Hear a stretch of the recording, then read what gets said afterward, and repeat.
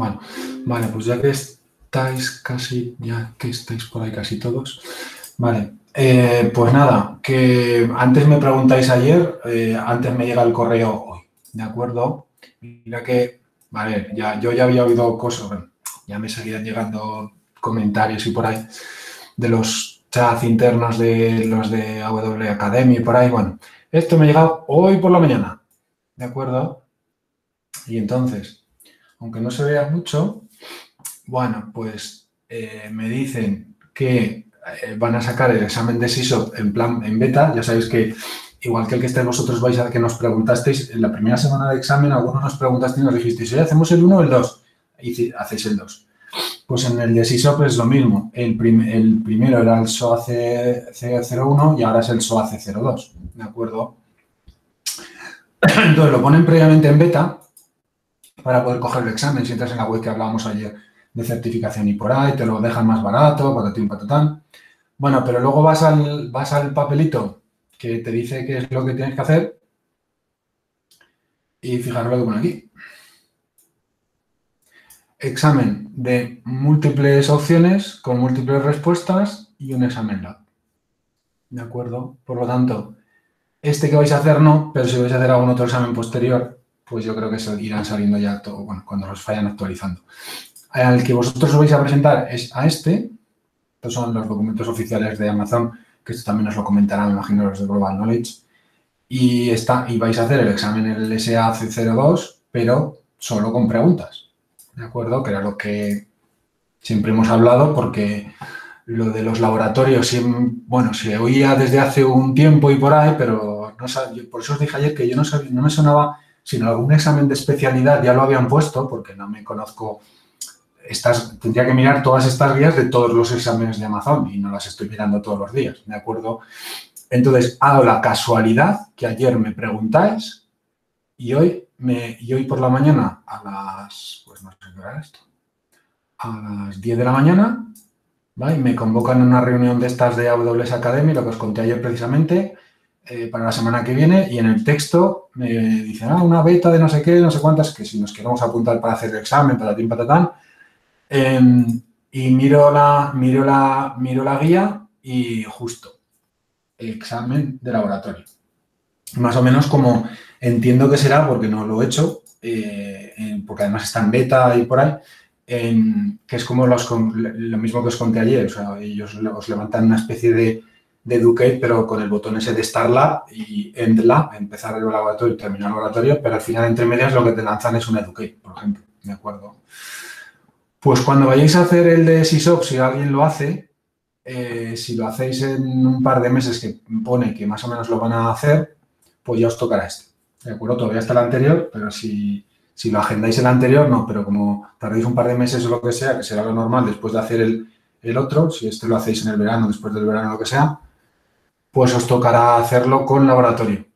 Ya os iré contando, ¿de acuerdo? Aunque sea después del curso y eso, el que quiera seguir haciendo exámenes y cosas, pues ya que me pregunte, tendréis mi correo electrónico y me podéis contactar por cualquier sitio, no hay ningún problema, ¿de acuerdo?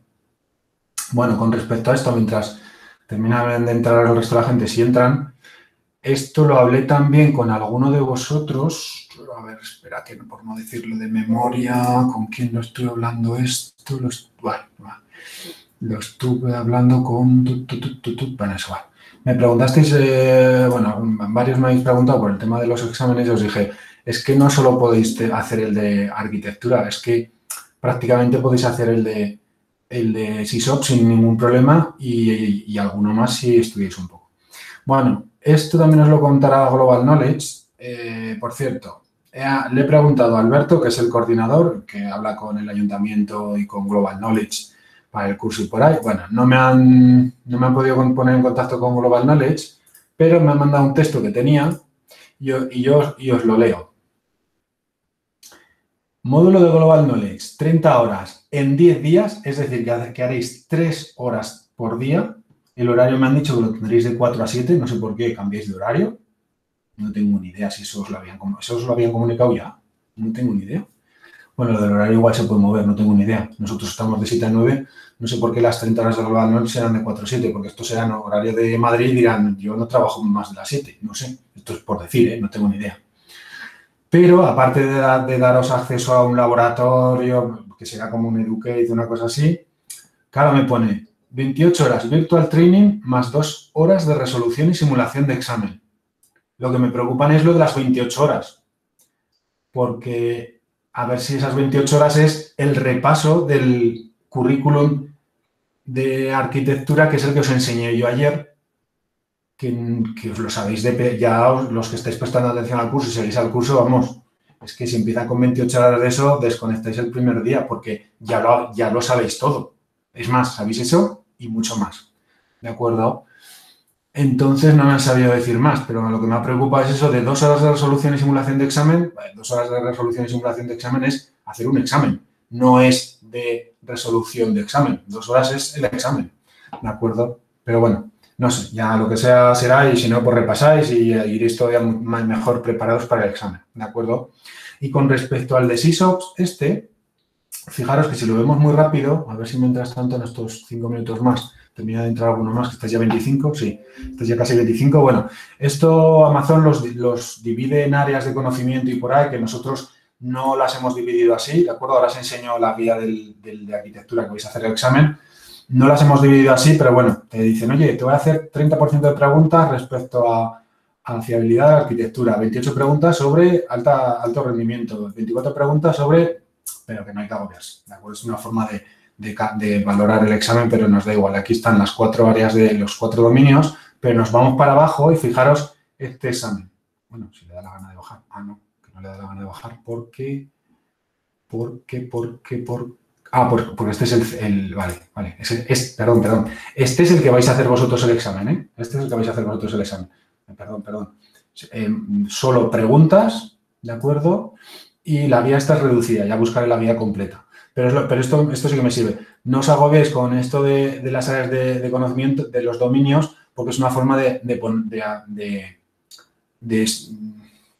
agrupar las preguntas y una forma de preguntar. Pero no os preocupéis, aquí os preguntarán cosas de optimización de temas de costos y de optimización de arquitectura, pero que conoceréis, temas de seguridad, temas de alto rendimiento, pero al final si vamos línea por línea es lo que hemos visto aquí. No coge la guía completa, pero la del SysOps sí que tengo la guía completa para que la veáis, ¿de acuerdo? Lo mismo, divide en áreas de conocimiento, pero me voy a las áreas de conocimiento y fijaros, dominio 1, monitoring, login y remediation. De aquí, ¿qué es lo que no conocéis? Nada, todo. Habéis visto CloudWatch con los logs, y Cloud 3 con los logs, y CloudWatch el agente, las alarmas, las métricas, los dashboards, que lo visteis todo con Miguel, el SNS, ¿de acuerdo? Vale, el Event Bridge no lo hemos visto, pero habiendo visto, es una evolución de CloudWatch. Han sacado una parte de CloudWatch y lo habéis visto en Event Bridge, no sé si lo contó Miguel, pero bueno, da igual. El System Manager Automation lo visteis conmigo, aunque no lo vimos entero. Pues esto, por ejemplo, habría que repasarlo para presentar todo al examen, porque no lo vimos muy profundamente. El autoscaling lo hemos visto, el caché lo habéis visto, las réplicas de Aurora las hemos visto. No, es que no os podemos explicar más porque como lo vimos, esto que os lo enseñé yo, lo de las bases de datos RDS con las réplicas de Aurora, lo vimos. ¿Por qué? Porque en el examen básico y en la arquitectura casi no se ve, ¿de acuerdo? Y aquí se ve con más profundidad, que es lo que vimos nosotros, ¿de acuerdo? También vimos el escalado horizontal y vertical, que era balanceadores, Route 53, los health check, esto lo hicisteis conmigo. El multizona, lo hemos hecho durante todos los días. El Amazon FSX, lo hicisteis conmigo, os lo enseñé. El Autoscaling Group, lo hicisteis con Miguel, lo sabéis. El FS, lo hicisteis también conmigo, ¿de acuerdo? Las políticas de ruteo, que si por failover, por peso, por latencia, lo hicisteis conmigo cuando cambiamos con el cliente VPN que me iba a Malasia a hacerlo o a entrar por Malasia o por Canadá y para entrar. Los snapshots, el AWS Backup, que lo veremos mañana, pero que es muy sencillo. El Amazon Data Life Cycle Manager, que lo vimos para cambiar, por ejemplo, el S3 de un tipo de almacenamiento a otro. El Close Replication de S3, que también lo visteis conmigo. Las imágenes de C2 también. El CloudFormation, que vimos el otro día. Las regiones, que las conocéis. los IAM, lo que veis. Lo que no vimos, que os dije que era para este examen, era CloudFormation con Stackset. Lo único que habría que volver a ver que eran los Stackset para la multi-account y la multiregión, que no hicimos ejemplos, ¿de acuerdo? El Ops es lo único que no hemos visto tampoco. El servicio de Ops, que no lo vamos a ver, pero ya os lo cuento un poco, es para montar servidores de Puppet y de Chef, que son servidores de open source para cosas sobre todo de DevOps, de desarrollo, de mandar miles de actualizaciones a miles de servidores. Otra forma de hacerlo, aparte del System Manager, que se llama, vienen de la plataforma abierta de Chef y Puppet y se puede hacer con OpsWorks, que no lo vamos a ver un día, la semana que viene entramos un poquito para que lo veáis, pero no lo vamos a ver, entonces habría que vérselo un poquito más junto con System Manager. Eso lo habéis visto. En seguridad, todo esto lo habéis visto. El MFA, los roles, el SAM, el CloudTrail, el Access, el Trusted Advisor, el simulador de políticas, el creador de políticas, los permisos límite que visteis conmigo cuando os enseñé el IAN hace 2 o 3 semanas, el Control Tower, el Organization que os explicó Eduardo el día de la sesión con Upser, el Key Manager Server que visteis conmigo, las VPN que visteis conmigo, los Secret Manager que visteis conmigo, el Security Hub, el Guard Duty, el Config, el Amazon Inspector que vimos el otro día, excepto el Config que lo visteis con Miguel. Las VPCs con los Security Groups, el NAT Gateway, el Internet Gateway, los VC Endpoint, el WAF, el SIL, lo visteis conmigo. Todo lo hicimos también el Route 53 con el Resolve. Esto es lo único que no hicimos del Route 53 que habría que mirarlo. Las páginas estáticas que lo hicisteis con Miguel, los VPC que hicisteis conmigo, el WAF que hicisteis conmigo el otro día, el CloudFront que hicisteis con Miguel, el Cost Explorer que lo hemos hablado muchas veces, el Trusted Advisor, el Budget, que lo hablamos un poquito, habría que repasarlo. Las Spot Instance que las vimos, el Fargate que veremos la semana que viene un poco con lo que no hemos visto de Dockers y de Kubernetes, el S3 Transfer Accelerator y Multipart que visteis con Miguel, el RDS Proxy que visteis conmigo, el EC2 con el tema de las instancias Store, de los Placement Group que hicisteis conmigo. De este guión ha habido 2 cosas que no hemos visto, que prácticamente solo es el OpsWorks, alguna cosa de Route 53 y alguna cosa de CloudFront. Todo lo demás lo hemos visto durante el curso. Y el Fargate y el Kubernetes que vemos la semana que viene, que es esta parte del Fargate. Todo lo demás lo hemos visto. O sea, que os podíais presentar a este examen y tendríais altas probabilidades de aprobar haciendo preguntas, preparando las preguntas. ¿De acuerdo? Por eso os dijimos al principio del curso que os dijimos, no hacemos lo que pasa que al principio del curso, cuando no conocéis nada de Amazon, pues a los que conocíais Amazon sí, pero los que no conocéis Amazon, pues más o menos pues les decía, ya a mí a ver qué me cuentan y lo hago, ¿de acuerdo?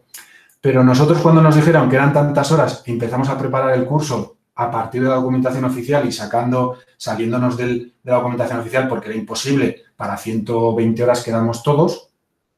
Y fijaos que aquí no pregunta nada de developer, porque el SysOps no tiene nada que ver con lo que veréis las 2 semanas que estaréis con David y con Oscar, ¿de acuerdo? Dijimos, hay tiempo suficiente como para ver todo. Los que no han visto nunca Amazon, pues que vayan un poquito más, que estudien un poco más, pero que lo vayan haciendo. Y los que conocéis Amazon, pues los que conocéis Amazon, por no nombraros, pues os habéis aburrido algunos días y por ahí, pero algunas otras veces pues habéis visto alguna cosa nueva y ya está, ¿de acuerdo? Pues podéis presentar al SysOps. No sé si, Jonathan o Jesús, creo que tenéis la certificación de SysOps, creo, ¿no? Me suena. No sé si la tenéis o la ibais a hacer. Yo la estoy preparando con un curso de Udemy y discrepo bastante de que con esto te puedes presentar al SysOps. Que discrepo bastante de que con el curso que estamos viendo te puedes presentar al SysOps. O sea, por lo menos en el curso que estoy viendo yo entran mucho más en profundidad en todas las cosas. Que luego igual no salen preguntas de lo que entran, pero entran mucho más en profundidad en todo. Pero fíjate el temario que tenemos aquí y todo esto lo has visto. Sí, o sea que el contenido es el mismo, pero mucho más en profundidad, son distintos cursos, por así decirlo.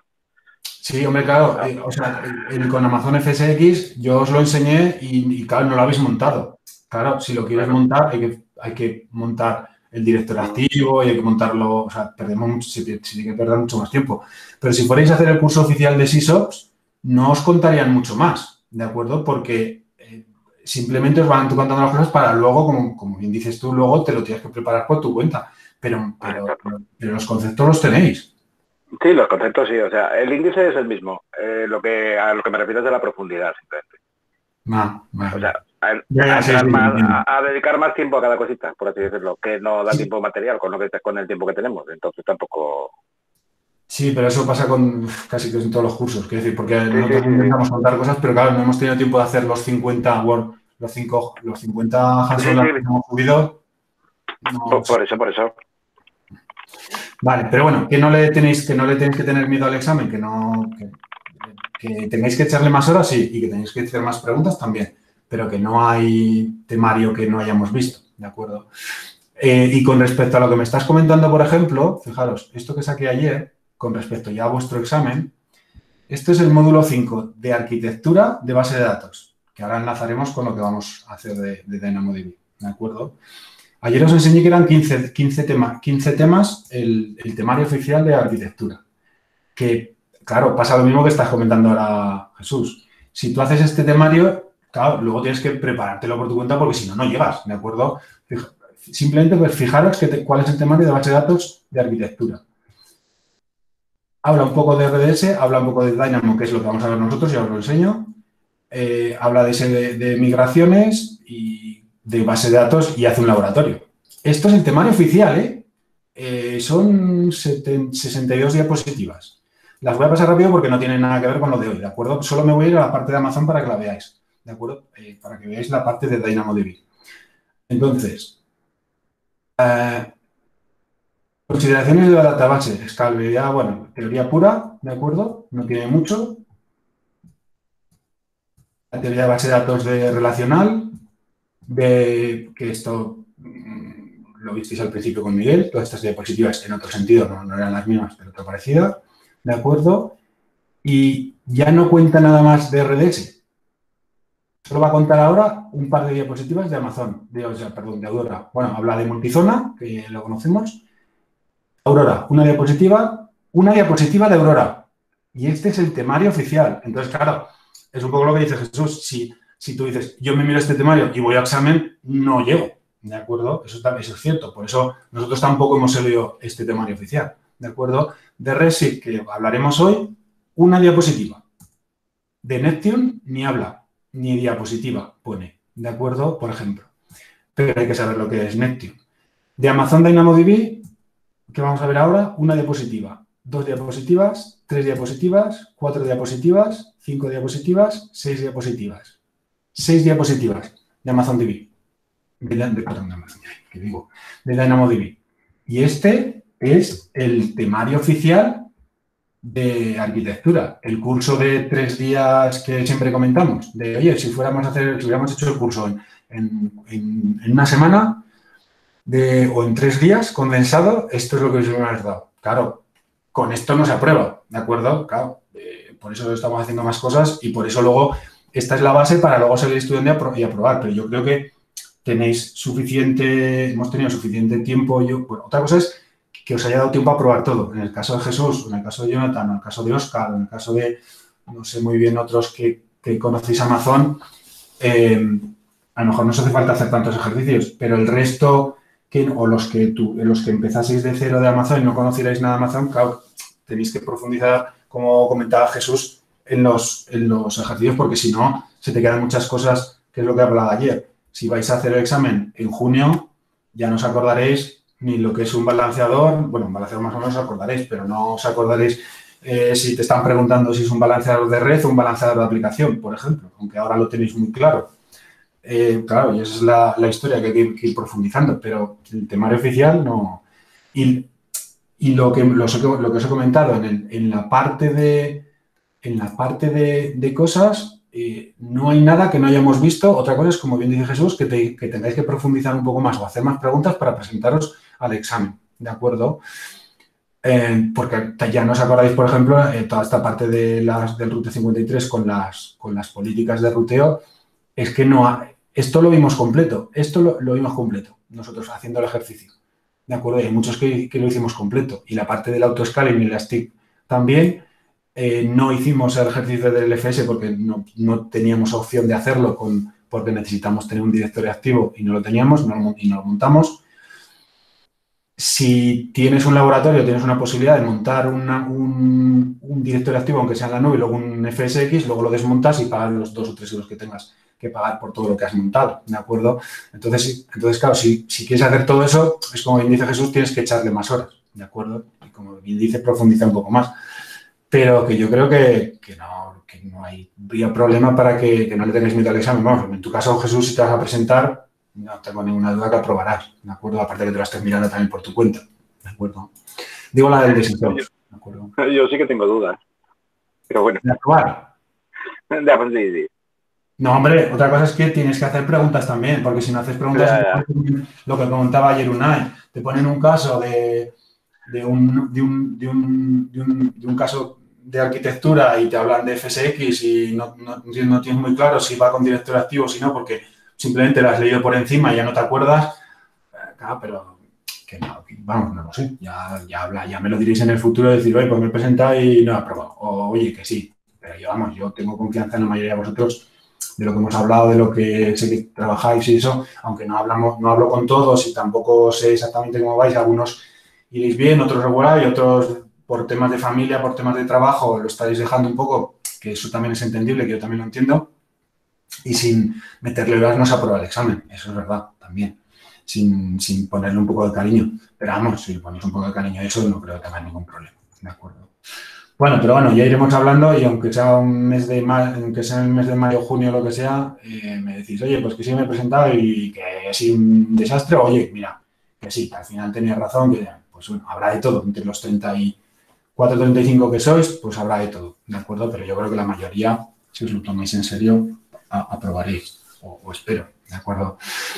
Bueno, vale, eso con respectos. Vale, vamos con lo que veíamos ayer antes de empezar con el DynamoDB, os subiré, que no os lo he subido hoy, el ejercicio que ayer me abandonasteis la mitad, ¿de acuerdo? Ahí estuvimos la mitad porque esto de mandaros un correo electrónico con entrar en las salas de Chime y hacer un ejercicio, ya vi que no tuvo ninguna aceptación, ¿de acuerdo? Lo digo por los que no estuvisteis ayer. Y entonces no hicimos el ejercicio. Bueno, sería una cosa parecida como esta, ¿de acuerdo? Os lo mando, os lo voy a subir, lo tenéis. Era simplemente un ejercicio para profundizar en WEL, en el WEL Architecture Framework y de paso repasar servicios, ¿de acuerdo? Los comentamos un poco ayer, la solución sería, en este ejercicio no hay solución ni buena ni mala ni regular, ¿de acuerdo? Pues esta pero tú puedes decir, oye, yo aquí también lo haría con este otro servicio, que no es un ejercicio de pregunta exacta, ¿de acuerdo? Que luego al final, pues ya veis aquí, en temas de seguridad, pues están casi todos los servicios que hemos visto, muchos de los que hemos visto, de acuerdo, un sentido en otro, pero que tú digas, oye, pues yo aquí metería este otro, yo aquí metería este otro. Es simplemente un ejercicio para haceros reflexionar sobre los 5 pilares y sobre los servicios que hemos visto hasta entonces, ¿de acuerdo? Os lo subo y ya está. Tampoco esto sirve más que para aprender, no sirve para hacer el examen porque esto no va a caer en ninguna pregunta, ¿de acuerdo? Bueno, pues lo subo y ya está, y no lo vamos a hacer más ni nada, ¿de acuerdo?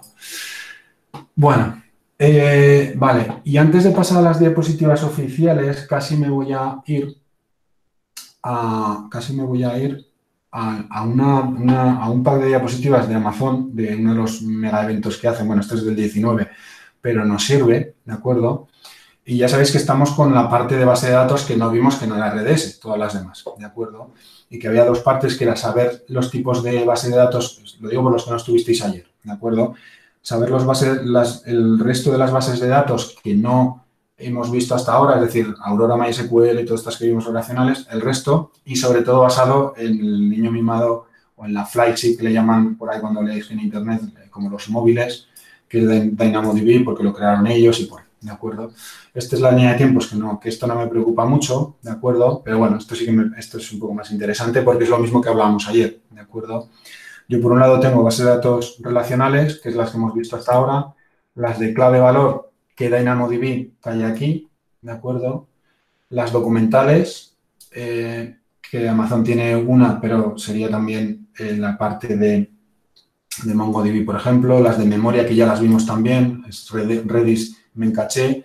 Las de grafos como Neptune, las de búsqueda Elasticsearch, las de serie de tiempo, que sobre todo sirve para cosas de Internet de las cosas que también tiene Amazon, o las del tema legal o el tema financiero del ledger que con registro único, ¿de acuerdo?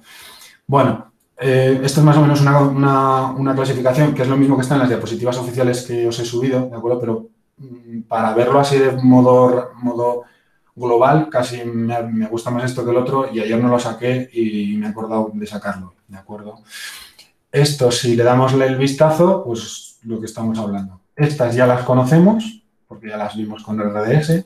Esta es la que empezamos a ver ayer y vamos a ver hoy más ejercitios, ¿de acuerdo? Bueno, vamos a volver a entrar en profundidad. No en profundidad, pero, por ejemplo, fijaros lo que os he enseñado antes. El tema de arquitectura te habla de DynamoDB, de cómo funciona, que ahora os lo vamos a repasar un poco, porque ayer lo vimos por primera vez, hay algunos que no estuvisteis y por ahí, pero lo que os comenté ayer, toda la parte de las tablas globales para hacer lo multiregión o toda la parte de los índices locales o de los índices globales, toda esa parte no entra ni en el de arquitectura, nos iríamos a la especialidad de base de datos, pero lo vamos a ver hoy para poder hacer un ejercicio un pelín más grande de lo que hicimos ayer, ¿de acuerdo?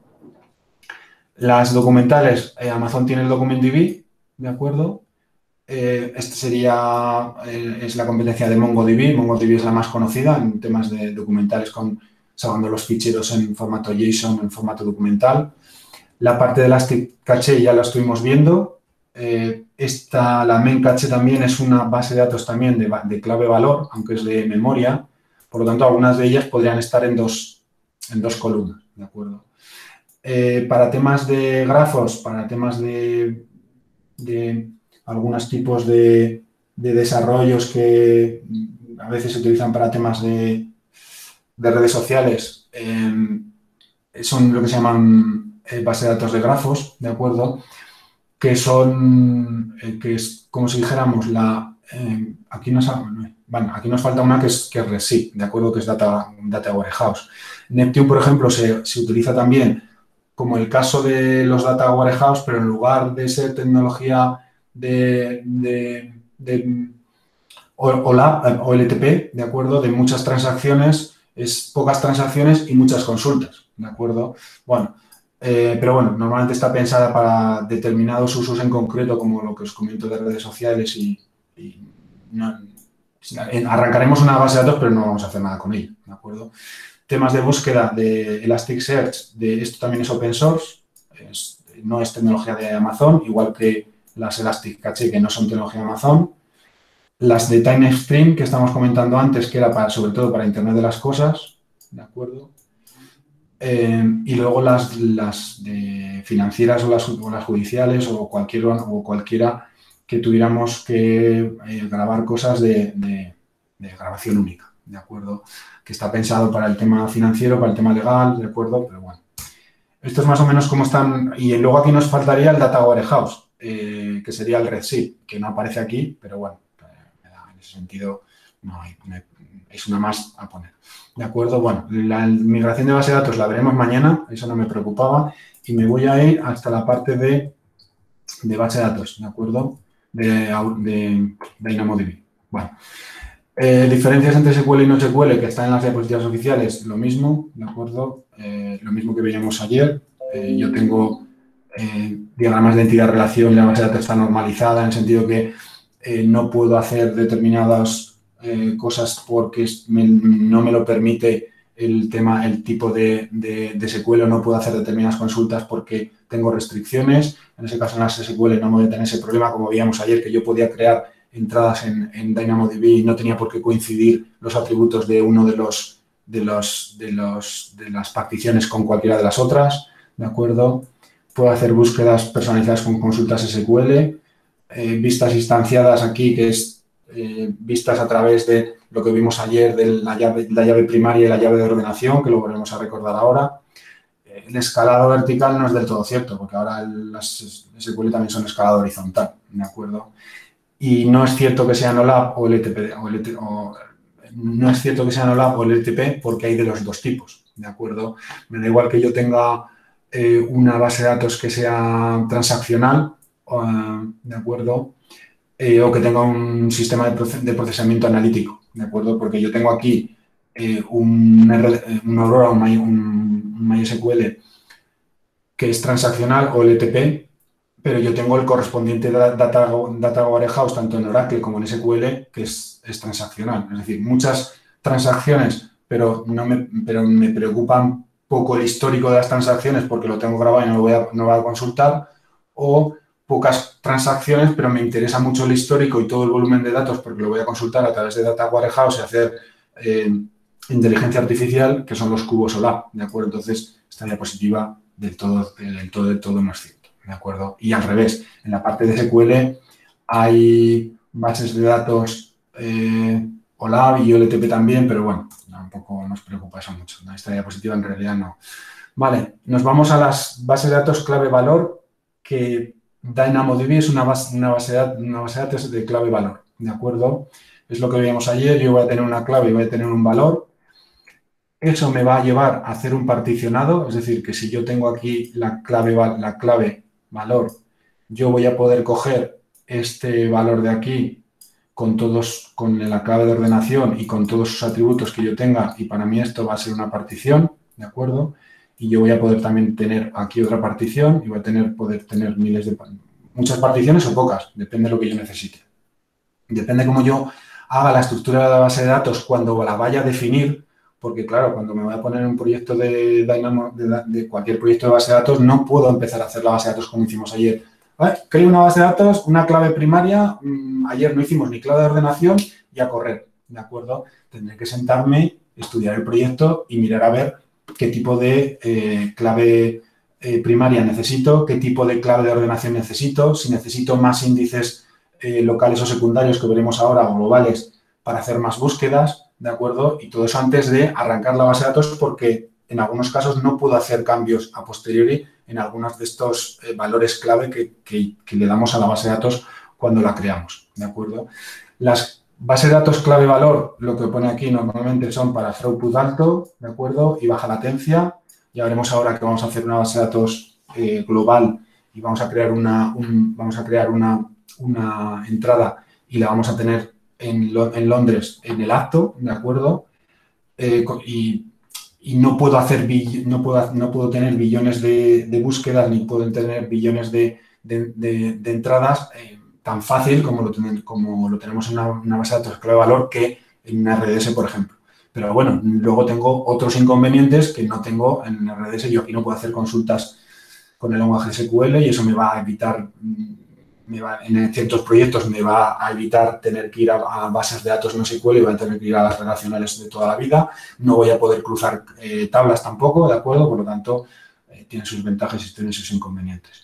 Aquí tenemos un pequeño ejemplo que nosotros no haremos el mismo, pero lo vamos a hacer ahora, lo charlaremos luego, y es un poco lo que os comentaba, es decir, tengo por un lado la llave principal, que puede ser única, la primary key, o yo puedo también poner una segunda llave que sea la llave de ordenación, ¿de acuerdo? Entonces, puedo tener un usuario, en este caso Hammer57, con 3 entradas, con todos sus atributos que yo tengo aquí, y luego a través de una query que es en get o a través de un escaneado, puedo coger los datos de la clave que a mí me interese por su clave también de ordenación. Es decir, yo puedo, por ejemplo, tener una clave principal de usuario de Hammer57, pero luego puedo, por ejemplo, ordenarlo y decir, oye, sácame por todos los tipos de juego que juega Hammer57, ¿de acuerdo?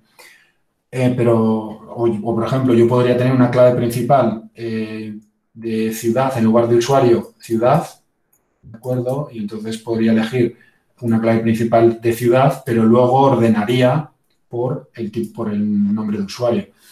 Puedo hacer diferentes peticiones a la base de datos dependiendo de las claves que yo ponga, tanto en la parte de la primary key como la de ordenación, y con todo ello tengo una llave principal.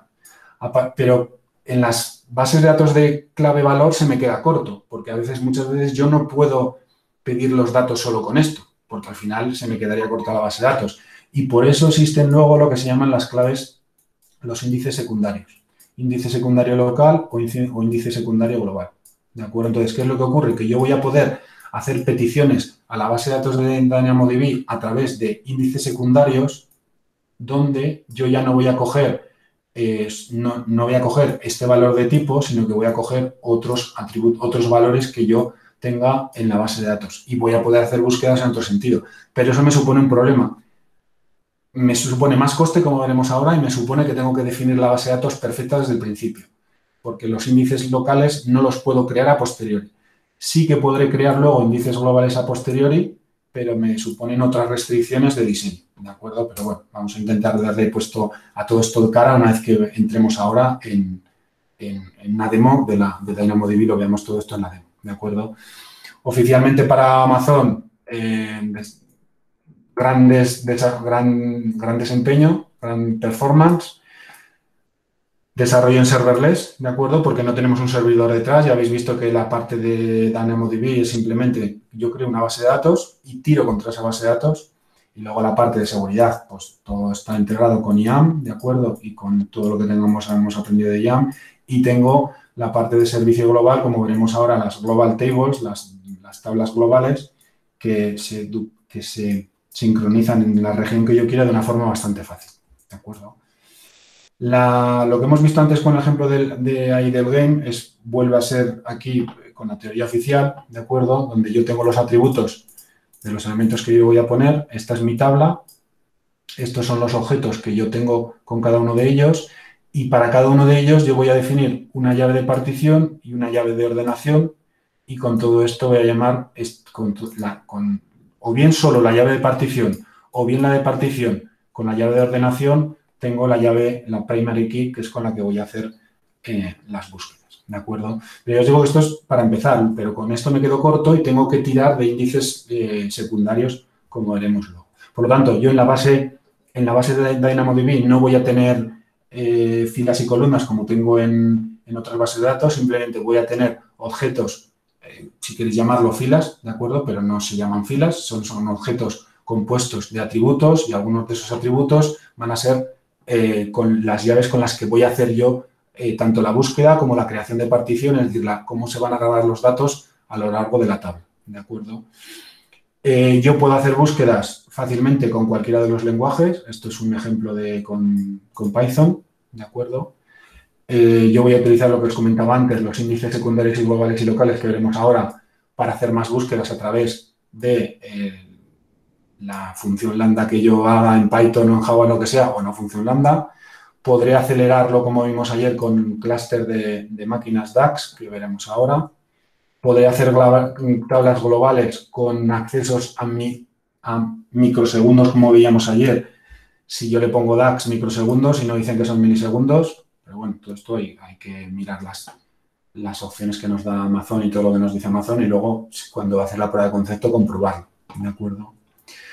Puedo hacer streams de cambios, que lo veremos luego, porque lo que hacen los streams, aparte que sirven para temas de replicación entre regiones, los streams me va a permitir mantener las últimas 24 horas en memoria y todo eso me va a acelerar mucho la velocidad de las consultas, ¿de acuerdo? Vienen por defecto desactivado, pero lo puedo activar, bueno, es más, lo vamos a tener que activar porque no me queda otro remedio ahora para hacer la demo, ¿de acuerdo?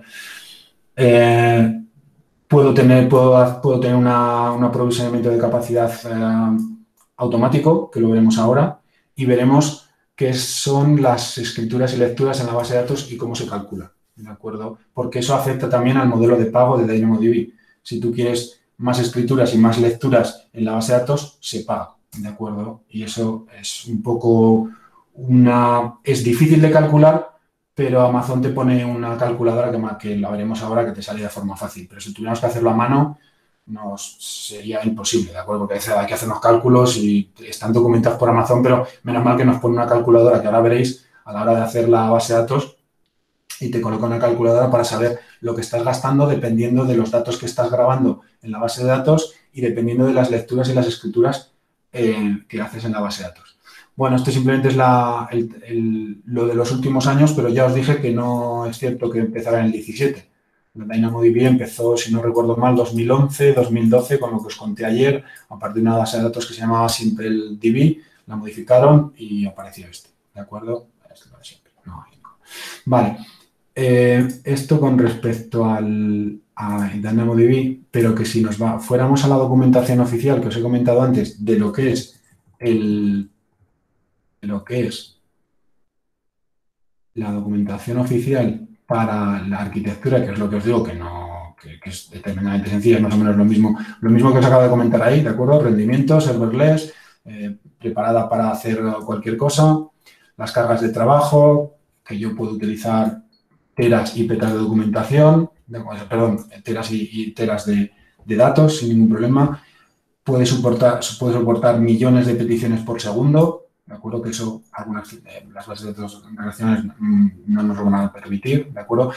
Pero algunas de estas cosas que hace DynamoDB ya las hace Aurora, por ejemplo, que vimos, ¿de acuerdo? Pero bueno, hay cosas que no llegan.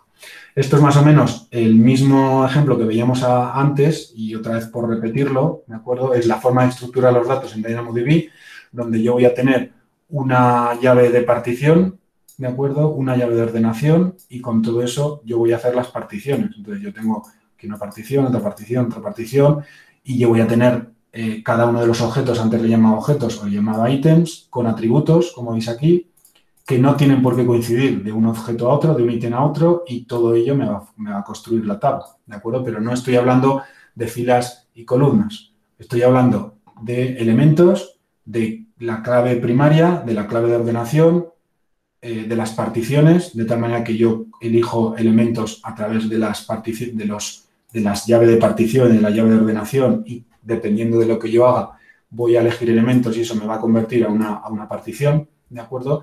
Pero en este caso, en las bases de datos clave-valor, no estoy hablando de tabla, sí que estoy hablando de tabla como el concepto de tabla que conocemos siempre, pero luego no lo asociéis a una tabla de columnas y de filas, ¿de acuerdo? No se habla de columnas y filas en las tablas de clave-valor, ¿de acuerdo? La parte de las particiones es importante, que se generan a través de las llaves de partición y de las llaves de ordenación. ¿Por qué? Porque imaginaros que yo hago una clave de partición, por ejemplo, si volvemos a coger antes el ejemplo de la web de juegos, que ya, por seguir la haremos también, y ordeno en la llave de partición por ciudad. Y entonces, claro, resulta que ha habido 10 campeonatos, de juegos online, y son 10 ciudades. Entonces, ¿qué es lo que ocurre? Tengo solo 10 particiones para ir escaneando y haciendo queries, ¿de acuerdo? Por lo tanto, luego eso me afectará, por ejemplo, a las unidades de lectura y a las unidades de escritura que yo tengo que configurar cuando arranco la base de datos de DynamoDB, que veremos ahora. Porque si yo tengo pocas particiones, tengo pocas particiones y pago poco por las unidades de lectura y de escritura, el rendimiento me va a bajar.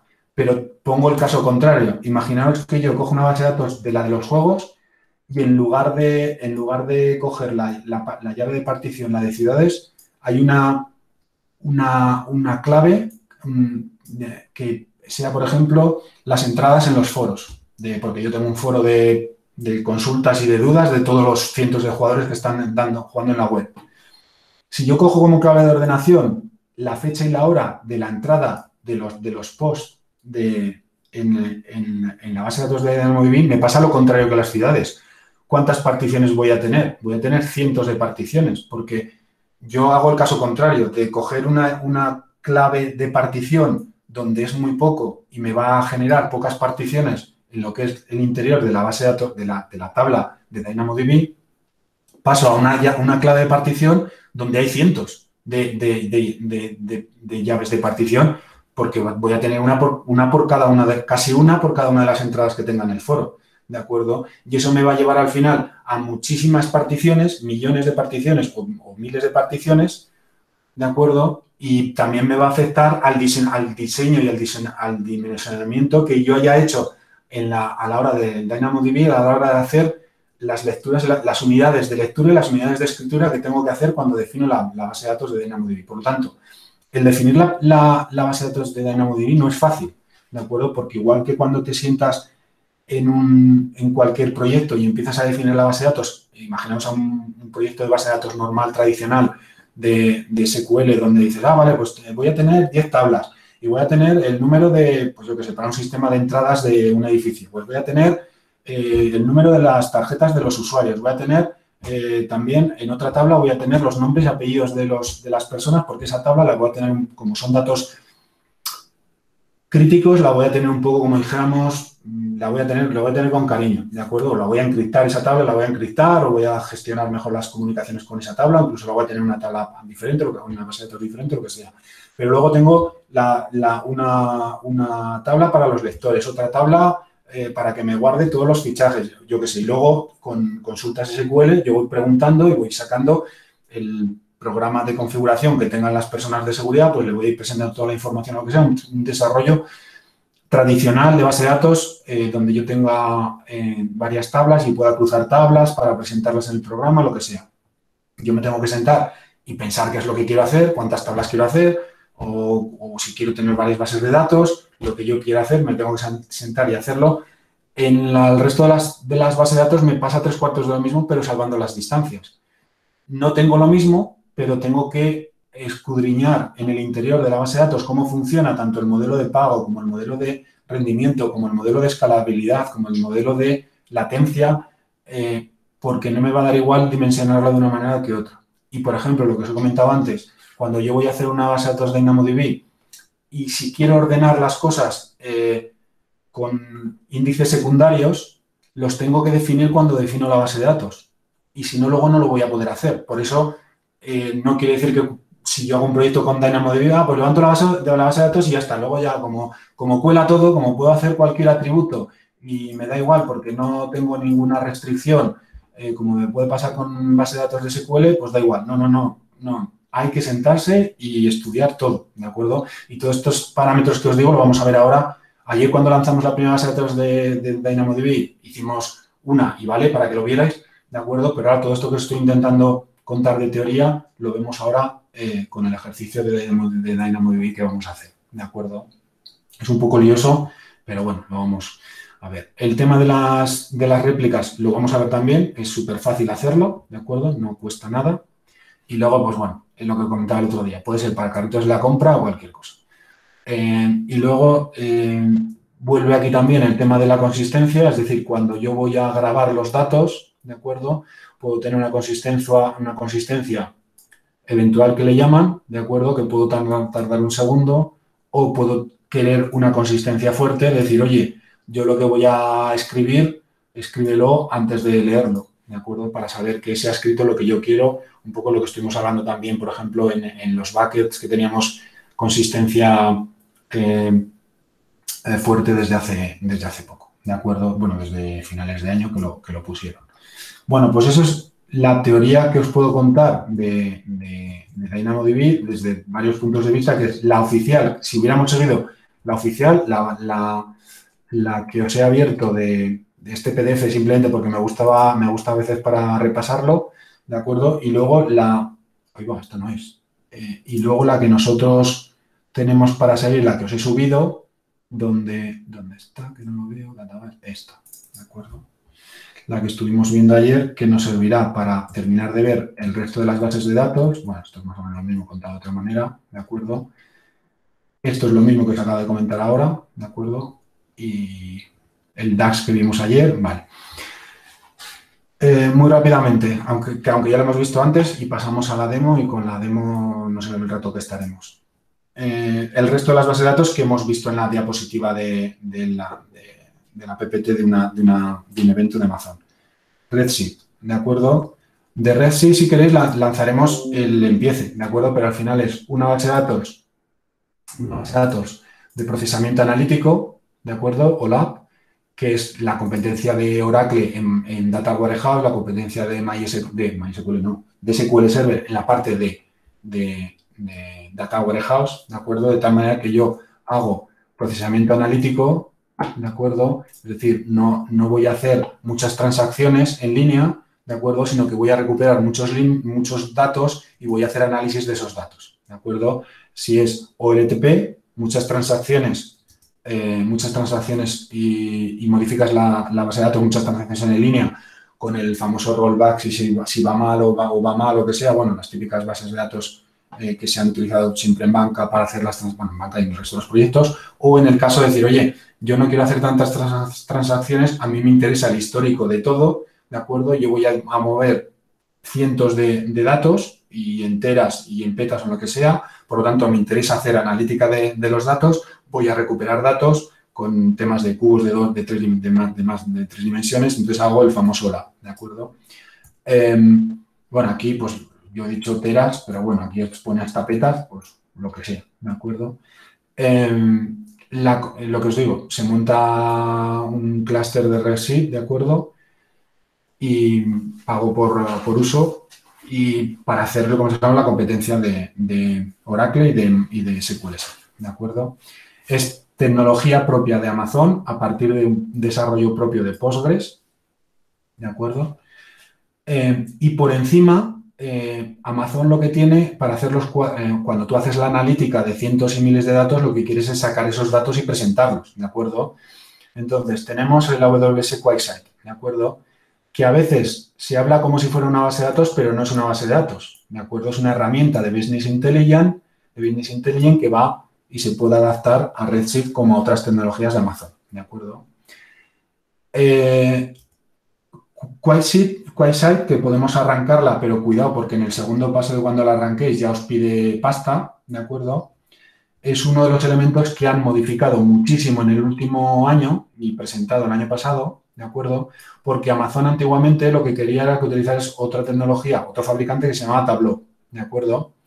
Bueno, pues la comidilla también del reInvent de hace 2-3 meses fue que el CEO de esta empresa estuvo en la presentación de todo el reInvent, claro, porque era una de las empresas principales que hacía Business Intelligence frente a Redshift de Amazon y era, por ejemplo, la empresa líder. Y Amazon presenta todas las mejoras que ya tenían la herramienta QuickSight, pero no la tenían muy mejorada, y presentaron todas las mejoras y es ahora pura competencia de Tableau, ¿de acuerdo? Y bueno, fue también una de las comidillas del reInvent de este año, ¿de acuerdo?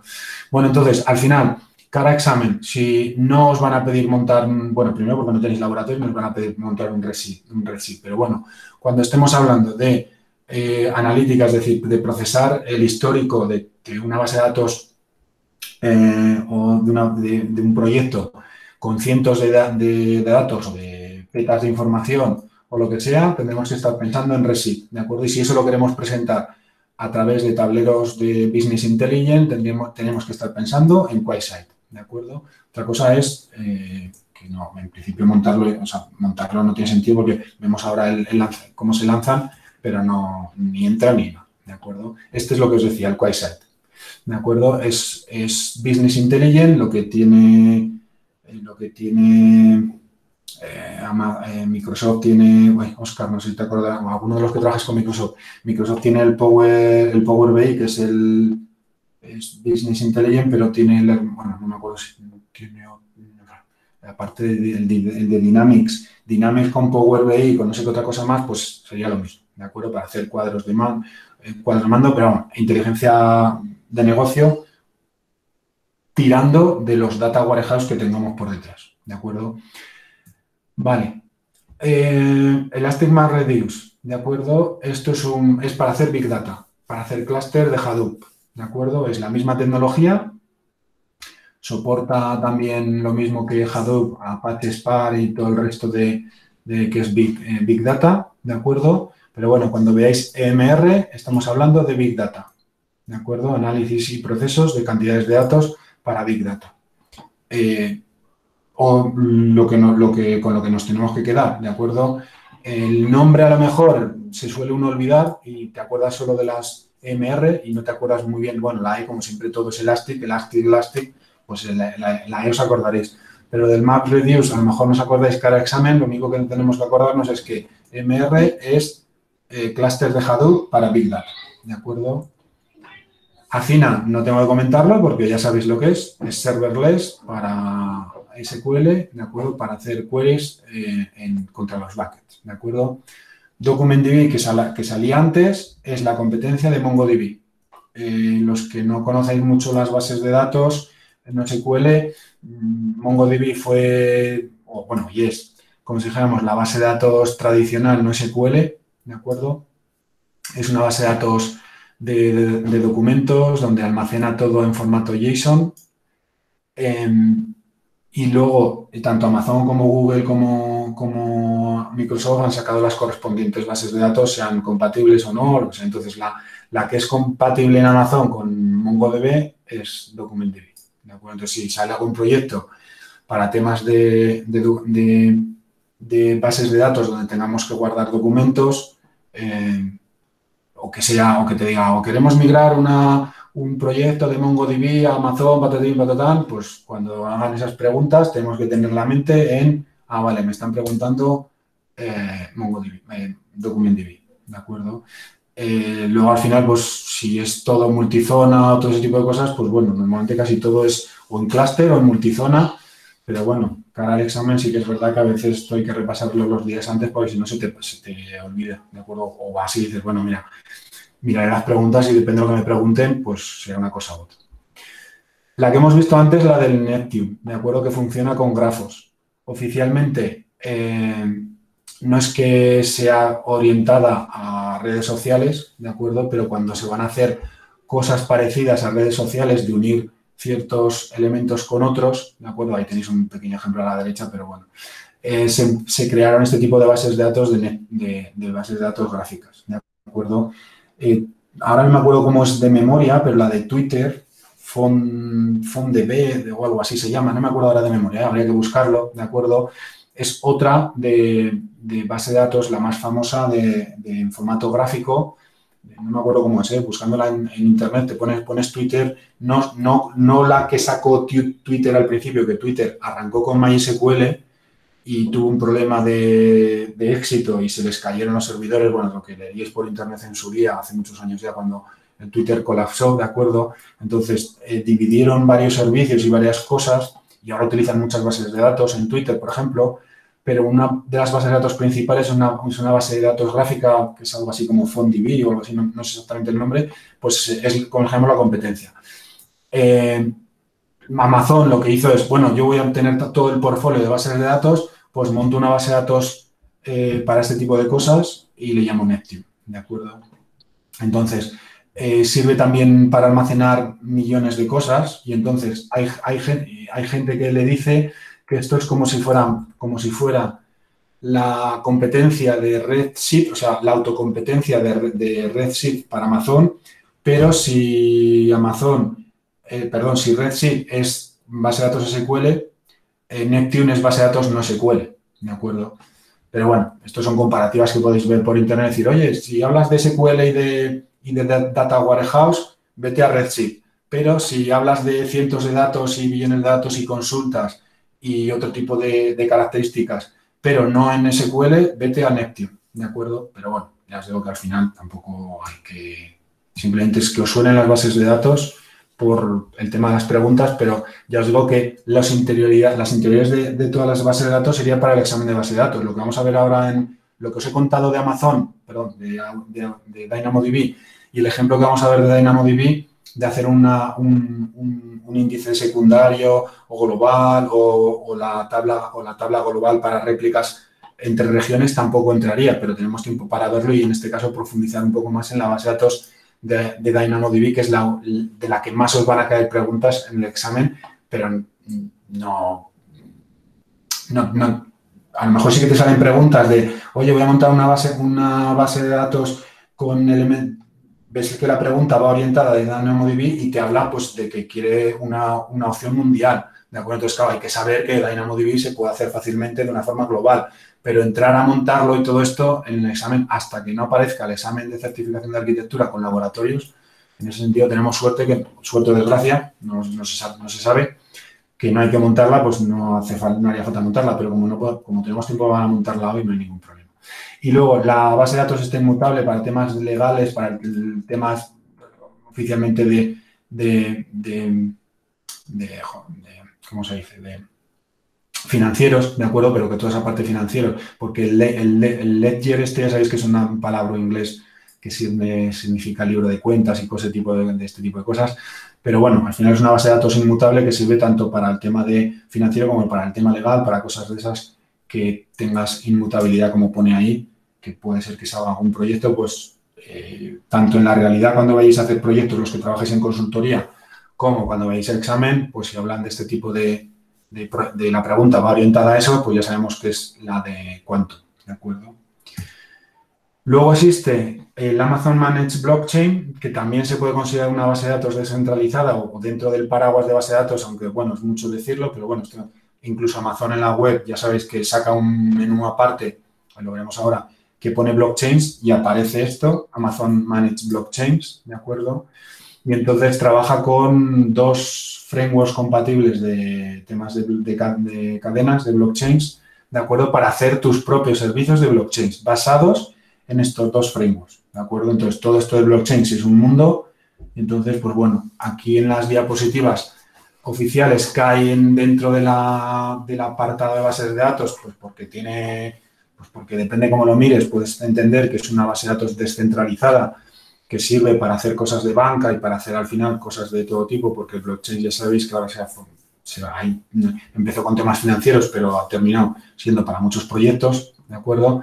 Pues lo mismo, Amazon, Microsoft y todo el mundo se ha montado al carro y existe la posibilidad de montarte un servicio de blockchains propio con Amazon, pero aunque sea un servicio propio, por debajo es compatible con estos 2 frameworks de blockchains, ¿de acuerdo? Simplemente conocerlo y poco más, ¿de acuerdo? Y luego, por último, hay un servicio que se llama Glue, ¿de acuerdo? Que es un servicio ETL, que hay que conocer cada preguntas o conocimientos de servicios, ¿de acuerdo?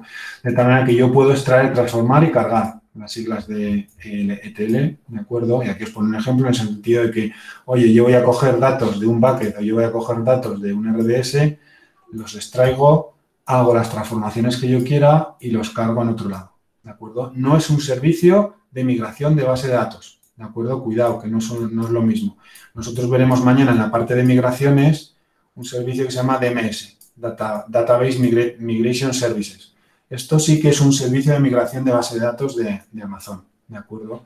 Pero AWS Glue no es migraciones de base de datos. AWS Glue es, como bien dice el ETL, extraigo los datos de otras fuentes, hago transformaciones de datos dentro de lo que me deje el servicio de Glue y luego los llevo a otro sitio, ¿de acuerdo? Pues bueno, los famosos ETL de extracción, transformación y carga que han existido siempre en los proyectos de datos de los que antiguamente se hacían con las herramientas de Office y todo ese tipo de cosas. De una forma manual tradicional, hace 20 años también hacíamos este tipo de extracciones, transformaciones y carga, de acuerdo con las herramientas de Office, de una forma muy arcaica y no tiene nada que ver con estos grandes proyectos que se pueden hacer con estas herramientas, ¿de acuerdo? Pero al final hemos hecho siempre esto del ETL, aunque no se llamaba Glue, por supuesto, porque es una marca de Amazon, ¿de acuerdo? Esto es lo que os decía antes, que luego hay un servicio de migración que lo veremos mañana, como mañana es migraciones y disaster recovery por ahí, lo vemos mañana aunque aparece aquí, ¿de acuerdo? Por lo tanto, al final, para saberse todo el portfolio de aplicativos, tanto en analítica como en base de datos puras y duras, ya vimos ayer que están en 2 partes, como si dijéramos, por un lado en base de datos y por otro lado en analítica, pues tenemos todas estas, ¿de acuerdo? Lo que hemos estado viendo ahora, ya lo hemos pasado, lo vimos ayer un poco, que os suene en cara al...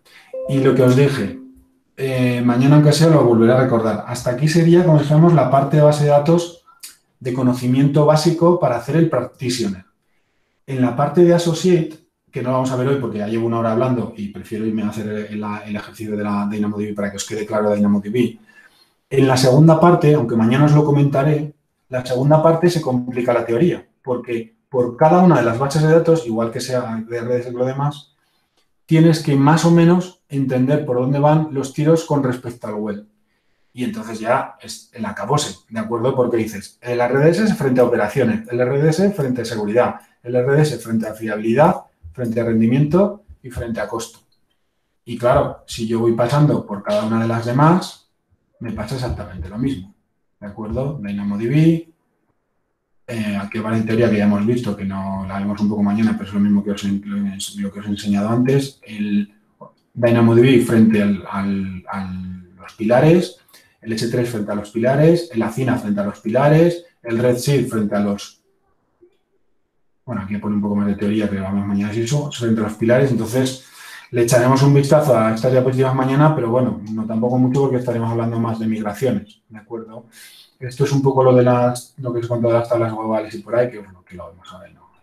Lo vemos en la demo. El resto de la teoría de la demo, como lo que os decía antes, las unidades de escritura, el write unit o el read unit, lo vemos ahora y os lo voy explicando. El resto de esta teoría os lo explico a la vez que hacemos el ejercicio con DynamoDB para ponerle cara, ¿de acuerdo? Porque si no, al final ya son mucho rato de preguntas. Pero cuidado, que la teoría que he repasado de base de datos, hasta aquí, hasta esta diapositiva, es la que deberíamos de saber en Partitioner. Entonces la he repasado un poco porque en arquitectura ya se da por, como digamos, por sabida el portfolio de base de datos, ¿de acuerdo? Tenía en mente otra cosa y se me olvidó, pero bueno, ya me vendrá a la cabeza, ¿de acuerdo? Entonces, lo que os dije ayer, por un lado tenemos las bases de datos en la parte vale, ya sé lo que se me ha olvidado ahora viéndolo aquí, ¿de acuerdo? Las bases de datos y por otro lado tenemos la parte de analítica, ¿de acuerdo? Aquí están desde el Glue, vale. Y entonces lo que no aparece en las diapositivas, y no sé por qué, es también Elasticsearch, ¿de acuerdo? Es otra base de datos que hay que tener en cuenta para hacer búsquedas, ¿de acuerdo? Es open source, no es como las de Elasticache, no es tecnología propia de Amazon. Y, por ejemplo, cuando haces corto de temas de búsquedas en DynamoDB porque no llegas a hacerlo, no puedes llegar a hacer todas las búsquedas que tú quieres hacer con las limitaciones que tiene una base de datos de clave-valor, incluso el propio Amazon te dice, oye, pues pon una Elasticsearch por encima, ¿de acuerdo? Pero tiene que ser un proyecto especial o lo que sea, si no, en teoría, te voy a dar, la mayoría de los proyectos no te dice de ponerlo, pero que no se extrañe. En las diapositivas no aparece, ya habéis visto que en las diapositivas oficiales que os he enseñado antes de arquitectura no aparecen, en las que os subo yo siempre tampoco, en las del evento, en las diapositivas del evento que os he enseñado tampoco, entonces, pues bueno, no es una base de datos que sea tremendamente importante y las probabilidades de que os pregunten no creo que sean muchas, ¿de acuerdo? Pero bueno, existe un modelo de base de datos de analítica de Elasticsearch para ponerla por delante de algunas otras bases de datos que no puedas hacer búsquedas avanzadas o búsquedas en donde la base de datos esté limitada por lo que sea, ¿de acuerdo? Bueno, para hacer la parte de las bases de datos de DynamoDB ya la cogimos ayer, era esto, ¿de acuerdo? La parte principal, ahí hicimos una base de datos de forma muy rápida. Vale, que no había visto, como llevo 45 minutos hablando, Óscar Álvarez, no había visto lo que me habías puesto. ¿Mucha confianza tienes? Hombre, sí, después de tantas horas y después de las de 30 horas que vais a tener de preparación al examen con Global Knowledge, vamos, yo creo que no vais a tener ningún problema, la mayoría. Otra cosa es que existe un problema que os lo dije desde el principio. Los cursos donde te pagan la certificación tienen un problema, que como piensas que es gratis, y no es gratis el curso, porque al final nada es gratis, ¿de acuerdo? Pues claro, algunos de entre los 35 que sois, ¿cuántos diréis? Bueno, pues yo me presento, bueno, total, como me sale gratis, como me manda un voucher que me descuenta los 200 euros del examen, pues me presento y ya está. Si la apruebo bien y si no, pues tampoco la pérdida no es mucha. Entonces, claro, es un problema, ¿de acuerdo? Ese es un problema grave para el tema de los cursos que sean gratuitos. ¿Cuántos de vosotros habéis hecho cursos en el CTA? ¿Habéis hecho cursos en el CTA? Porque el CTA también se da cursos de Amazon, de Azure, de todo también, ¿de acuerdo? En el CTA, que pasa lo mismo, donde te pagan en la certificación también, claro, luego a ellos les piden cuentas de cuántos han aprobado. Entonces, claro, si tú te presentas, si tú vas al examen, esto no es del todo, no sé si lo harán así, pero me imagino que yo si fuera director del centro a lo mejor lo haría, porque si yo tengo mucha demanda para un curso y meto 25 personas y se presentan al examen y 15 aprueban y 10 suspenden y se ve que se lo han tomado a chunga, cuando tú vuelves a pedir un curso y te meten en listas, ¿qué harías? Premiar a los que se lo han tomado en serio, ¿de acuerdo? Que no sé si lo hacen, no tengo ni idea si lo hacen porque yo conozco a la gente del CTA y son muy majos y José Antonio y... Ay, no me acuerdo cómo se llama el otro, José Antonio y con los que hablamos habitualmente. Bueno, con los que habláis habitualmente si os he apuntado a los cursos del CTA, ¿de acuerdo? Pero claro, es muy complicado a veces quiere decir, tomártelo en serio, ¿de acuerdo? Entonces, claro, luego al final dices, ostras, me has vuelto a pedir otro curso y te lo vas a tomar a chunga o porque para eso meta una persona que se toma el curso en serio, ¿de acuerdo? Por temas profesionales, porque necesitéis la certificación para temas profesionales, bien sea porque tu empresa necesita esa certificación porque es una consultora o los casos que me habéis comentado Jonathan o Jesús de la suya, ¿de acuerdo? Entonces, pero bueno, yo entiendo también que al final son muchas horas de curso, hay el tema familiar, el tema ahora con la pandemia que también nos puede afectar, el tema del trabajo y dices, ostras, que no tengo tiempo de preparármelo bien, como bien comentaba Jesús al principio de la tarde, decir, sí, que hemos visto todo, pero no tenemos todavía profundidad en todo y no tenemos suficiente conocimiento para presentarnos. Yo esa parte también la entiendo, ¿de acuerdo? Entonces, el balance es muy difícil a veces, ¿de acuerdo? Pero bueno. Venga, va. No, ya lo sé que no lo toméis a chunga. Que sí, hombre, que sí. Ya, José. Pero que luego es de eso, que no, lo de chunga no es del todo, retiro la palabra, es decir, que muchas veces por el tema profesional, el otro día, por ejemplo, con uno de vosotros, por no decir quién, me dijo, oye, que no voy a poder asistir a clase porque tenemos un problema en la empresa y es imposible que asista. Pues es normal. O sea, el trabajo va primero, la familia también va primero, pues luego a lo mejor dices, ostras, yo me presentaría, pero es que no me lo he preparado suficiente. Y dices, bueno, como me lo pagan, pues ya está. Ah, por cierto, con respecto a eso, aunque os lo contará Global Knowledge, Unai, Unai y el resto, lo digo Unai porque me preguntó ayer del examen.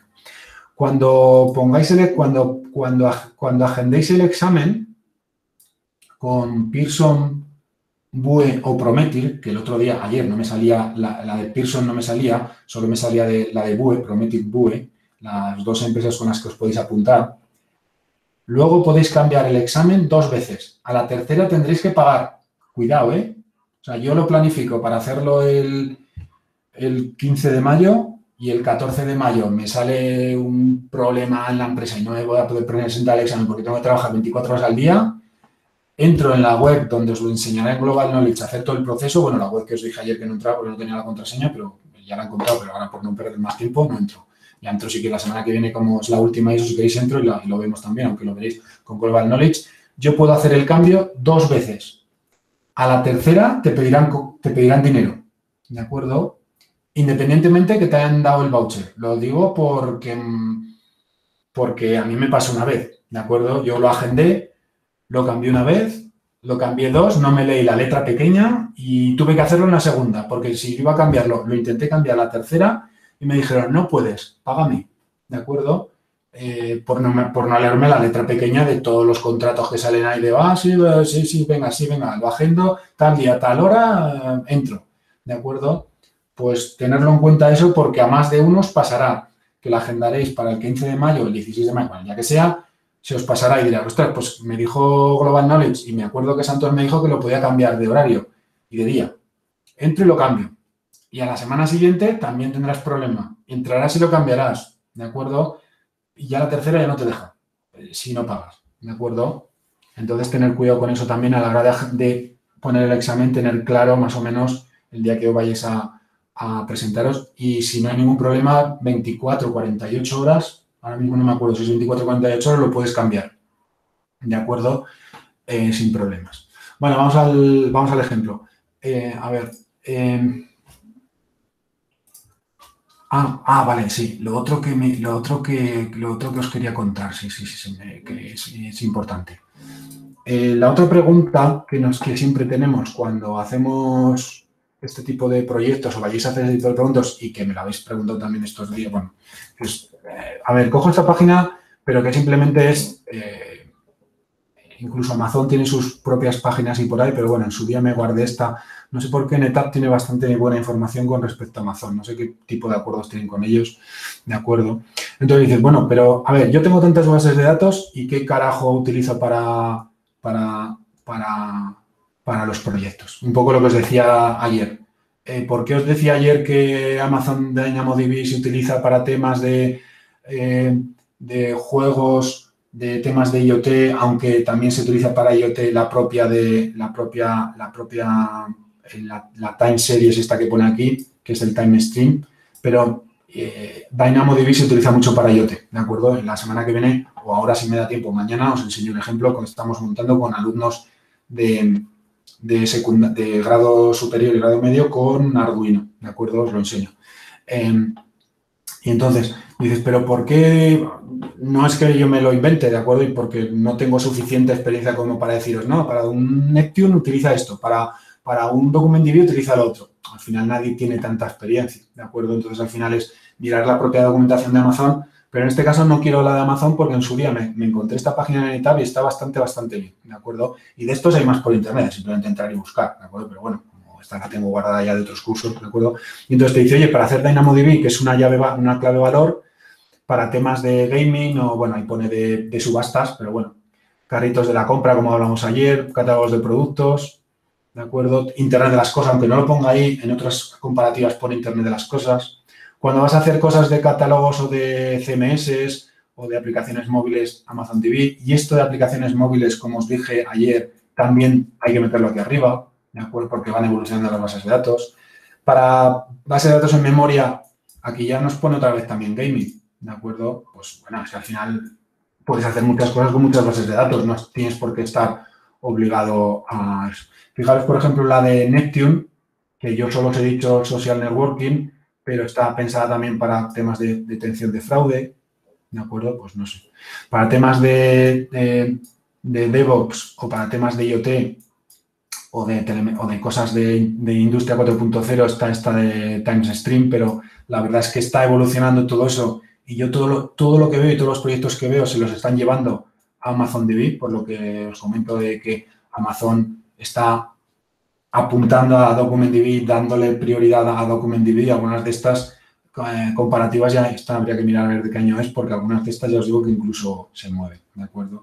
Y el tema del Quantum, pues para el tema financiero, ¿de acuerdo? Que comentábamos antes, o de reclamaciones, temas judiciales, por ahí, pero bueno, tiene alguna otra cosa, ¿no? Todo lo que sea la inmutabilidad que estamos comentando antes.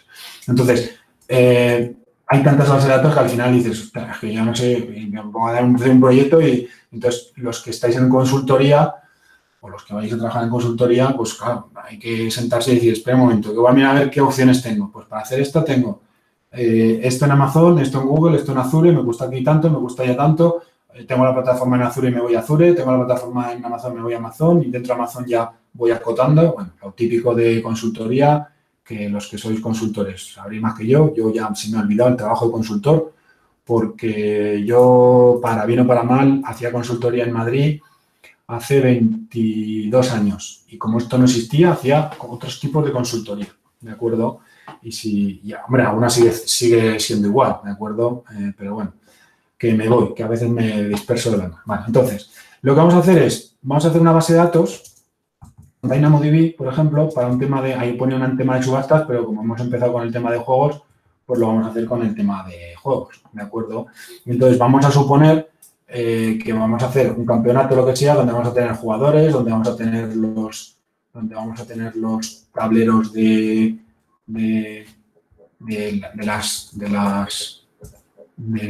las puntuaciones, vamos a tener las entradas de esto que os comentaba antes de los posts, de los foros, tendré un foro, luego tendré un marcador general, tendré una de partidas ganadas, partidas perdidas, bueno, lo que se os ocurriera, ¿de acuerdo? A partir de ahí, pues, los que jugáis mucho también, a veces estas cosas cuando las hago en grado medio, en grado superior, como son algunos fanáticos de juegos, me empiezan a decir opciones y se me pierden, ¿de acuerdo? Pero bueno, yo como no juego mucho, los que seáis muy jugadores, pues cualquier cosa. Vale, entonces, yo hago una tabla, yo creo una tabla, bueno, hago el estudio previo de lo que hemos estado comentando ahora de, oye, nos hemos sentado, resulta que el mejor proyecto, bueno, parte de la infraestructura en Amazon, entonces nos vamos a ir a Amazon. O no tengo nada, pero he visto que al final hemos visto que lo que nos interesa es irnos a Amazon por 1000 historias, lo que sea. Bueno, nos hemos sentado y hemos decidido que al final, que aunque hay muchas bases de datos, hemos decidido que creemos que la más adecuada es la DynamoDB por temas de escalabilidad, por temas de latencia, por temas de rendimiento, por temas de abstracciones, por temas globales y que hemos visto otro tipo de restricciones que las podemos solucionar con los índices secundarios, índices globales, que ahora veremos cómo funcionan, todo este tipo de cosas. Bueno, al final, pon DynamoDB, ¿de acuerdo? Después de hacer toda esa parte de consultoría súper difícil, porque es una parte súper difícil, porque luego no, el resultado es el resultado, ¿de acuerdo? Independientemente que esto sería una prueba de concepto, una POC o lo que fuera, ¿de acuerdo? Entonces, vamos a hacer la tabla, ¿de acuerdo? Del proyecto que sea, y después de haber estudiado la tabla y de tener determinadas claves valor que hemos pensado que vamos a tener en la base de datos, ¿de acuerdo? Nosotros hacemos y decimos, oye, vamos a tener una clave principal, una primary key, que va a ser el user ID, ¿de acuerdo? Pero es lo que hemos comentado antes. Yo tengo un user ID que va a poder ser oficialmente único o no único, no tendría por qué ser único, ¿de acuerdo? El user ID es único, pero cuando yo vaya a entrar ítems en la base de datos, pues tendré varios por el user ID o lo que sea. Pero con esto, como lo hacíamos ayer, que ya le di a crear, tendríamos como clave principal y clave de partición el user ID, ¿de acuerdo? Entonces, yo tendría tantas particiones, pues tantas como usuarios, no las tendría más que ordenadas por el tema del user ID con el resto de los atributos que fuéramos a crear, como hicimos ayer, que ahora crearemos, y a partir de ahí yo haría escaneados de la base de datos y haría queries get para coger las bases de datos. Pero no podría hacer nada más, solo cogería usuarios por el user ID, ¿de acuerdo? Pero eso me limita mucho. Entonces yo voy a coger y decir, oye, pero yo además voy a hacer una llave de ordenación y en este caso, pues voy a hacer una llave de ordenación por el título del juego, por ejemplo. ¿De acuerdo? Y por lo tanto, yo voy a poder hacer ya, yo voy a poder introducir datos en la base de datos de DynamoDB, pero no solo voy a poder extraer los datos con las consultas de Python o del lenguaje que sea por el user ID, sino que además lo voy a ordenar por el título de juego, porque hemos visto que luego en los tableros principales que vamos a presentar a los usuarios va a ser unos datos importantes que va a ser el dato principal por el que voy a coger los datos y presentar el resto de los atributos que tenga o lo que sea, ¿de acuerdo? Yo no le voy a dar a crear, que es lo que le digo, lo que hemos dado ayer, porque ya la habríamos creado, meteríamos los datos como hacíamos ayer, ¿de acuerdo? Podría crear aquí, quitar el tipo de valor, si quiero que sea cadena, binario, número, que en este caso no vamos a cambiar. Si yo le quito aquí, le quito los user defaults, me aparecen las opciones que ayer no veíamos, ¿de acuerdo? Entonces, esta parte de aquí, aquí tengo los índices secundarios. Con los índices secundarios, que yo tengo índices secundarios locales y globales, yo lo que voy a poder hacer es otras búsquedas que no me van a estar limitadas solo por la llave primaria y la llave de ordenación, ¿de acuerdo? Por lo tanto, cuando yo he planificado el proyecto y he dicho que voy a tener tantas entradas que mis ítems, los elementos de la tabla que voy a construir en DynamoDB van a tener tantos atributos, me va a interesar hacer búsquedas por otro tipo de atributos, ¿de acuerdo? Por lo tanto, yo lo que voy a hacer es crear un nuevo índice porque sé que lo puedo, o sea, porque ya lo he diseñado y lo tengo que meter. Entonces, si yo quiero buscar, yo sé que la partition key principal, es user ID, ¿de acuerdo? Que lo tengo aquí. Me va a cancelar. Vale. Si yo resulta que quiero usar el user ID, pero no quiero, no le voy a dar al azul que si no se me volverá a cerrar, pero no quiero buscar por el título del juego, sino que yo quiero ordenar por otro campo que le llamaremos el top score, los marcadores más altos, yo voy a poder crear un índice secundario, ¿de acuerdo? ¿Por qué me pone aquí que es un índice local? Porque yo estoy tirando del índice principal, del primary key que se llama user ID.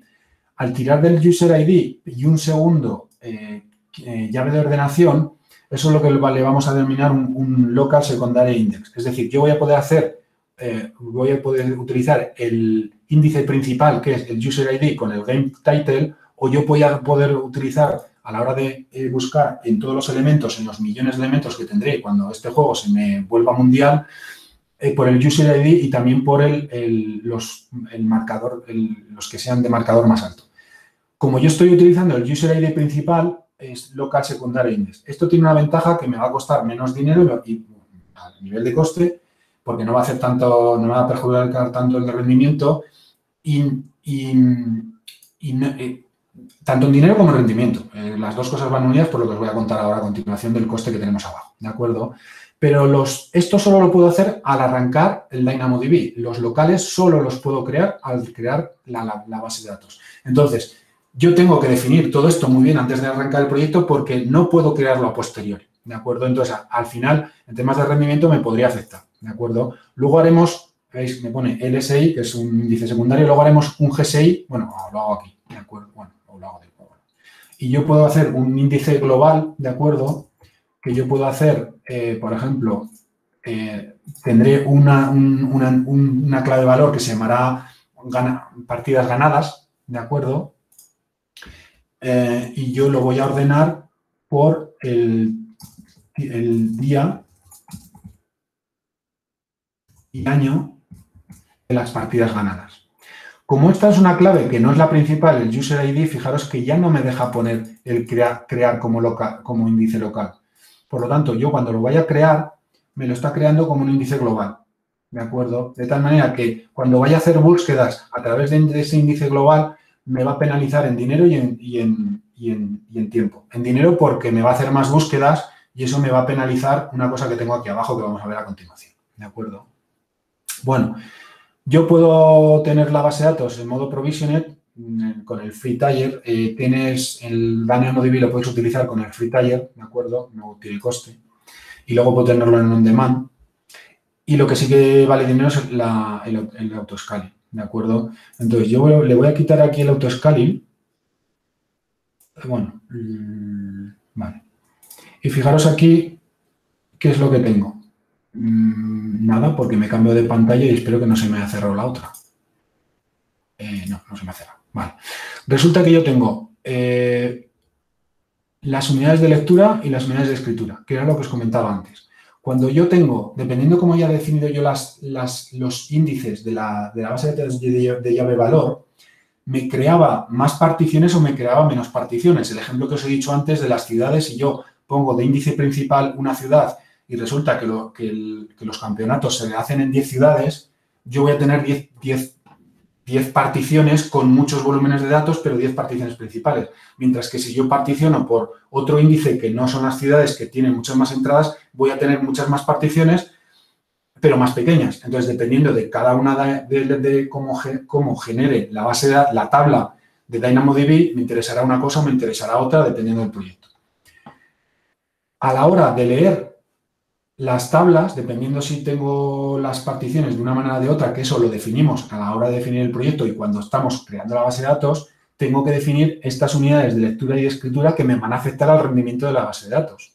Entonces, claro, yo aquí, si le pongo 50, fijaros que tengo ya más coste, porque le estoy pidiendo más rendimiento a la base de datos para leer y para escribir, ¿de acuerdo? Y eso me va a depender de la estructura que he hecho en la base de datos, ¿de acuerdo?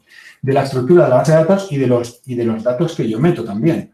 Voy a poner uno que es lo más sencillo, lo más barato, da igual porque voy a borrar la base de datos a las 9 y no me van a cobrar más que €1, ¿de acuerdo? Van a cobrar €1.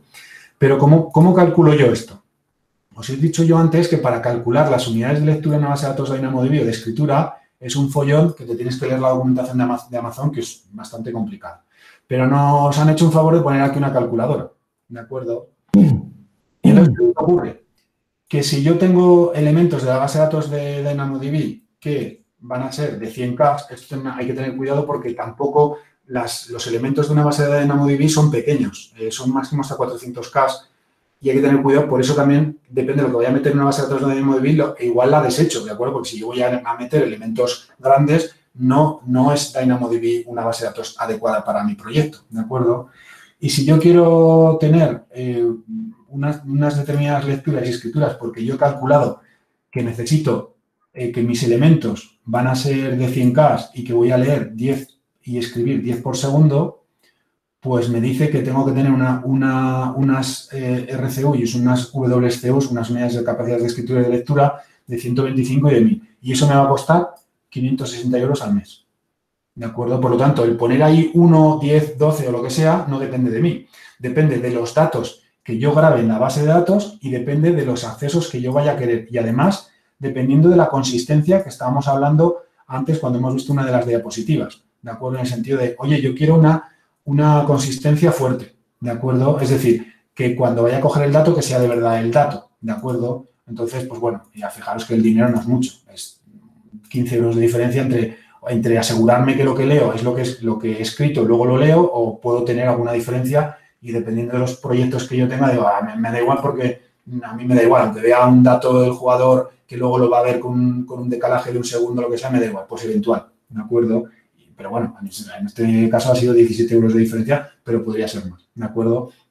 Entonces, las unidades de lectura y de escritura en una base de datos de DynamoDB dependen de los datos que yo vaya a grabar, del tamaño de los datos que yo vaya a grabar y de los ítems de los datos que yo vaya a leer y a escribir. ¿De acuerdo? El ítem, cada uno de los ítems que vamos a hacer ahora cuando creemos la base de datos y entremos y le diremos, jugador 1, ha jugado al juego Fortnite, ¿de acuerdo? Ha ganado 5, ha perdido 5 y tal entrada en los foros y tal año, lo que sea, ¿de acuerdo? Luego, cuando esa base de datos estuviera popularizada, estuviera rellenada, ¿de acuerdo?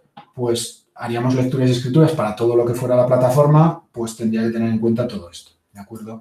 Voy a dejar lo mínimo, que es 1 y 1 y 1, para que me cobre 1,30 €, ¿de acuerdo? En la demo. No sé si me lo prorratearán o no, no me acuerdo ahora, pero bueno, da igual porque no tengo el voucher ese que me lo descontarán del voucher y ya está, ¿de acuerdo? Y luego tengo la parte de encriptación al REST, lo de siempre, ¿de acuerdo? Si caían preguntas de temas de seguridad en DynamoDB encripta al REST, ¿de acuerdo? Que puedo hacerlo por defecto con los KMS, ¿de acuerdo? Personalizados o no, y ya está. Por lo tanto, creo la base de datos. Santos, una preguntilla. El tema del autoscaling en la base de datos, no sé si me lo he perdido yo. No, lo he quitado porque he quitado el autoscaling para no levantar una base de datos con autoscaling que me cobren más, pero te haría el autoescalado él solo, conforme... Vale, si tú le dices... Una pregunta, si te hace el autoescalado, eso quiere decir que, por ejemplo, imagínate, tienes un aplicativo que le está pidiendo mucha chicha a la base de datos y de repente una petición no puede entrar en esa base de datos, ¿te sacaría otra base de datos en ese mismo? En esa tabla.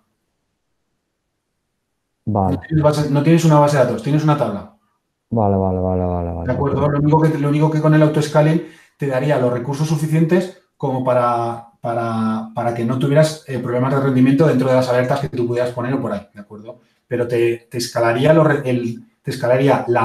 recursos de DynamoDB para esta tabla, para el gameplay, para darle acceso a lo que tú necesites. Pero hay que tener cuidado con eso porque te puede disparar el precio, ¿de acuerdo? Vale, gracias. Vale, entonces, si tuviéramos un sistema que nos metiera los jugadores o lo que sea, se pueden meter datos si migrásemos datos, se pueden meter datos importando ficheros CSV, ficheros JSON.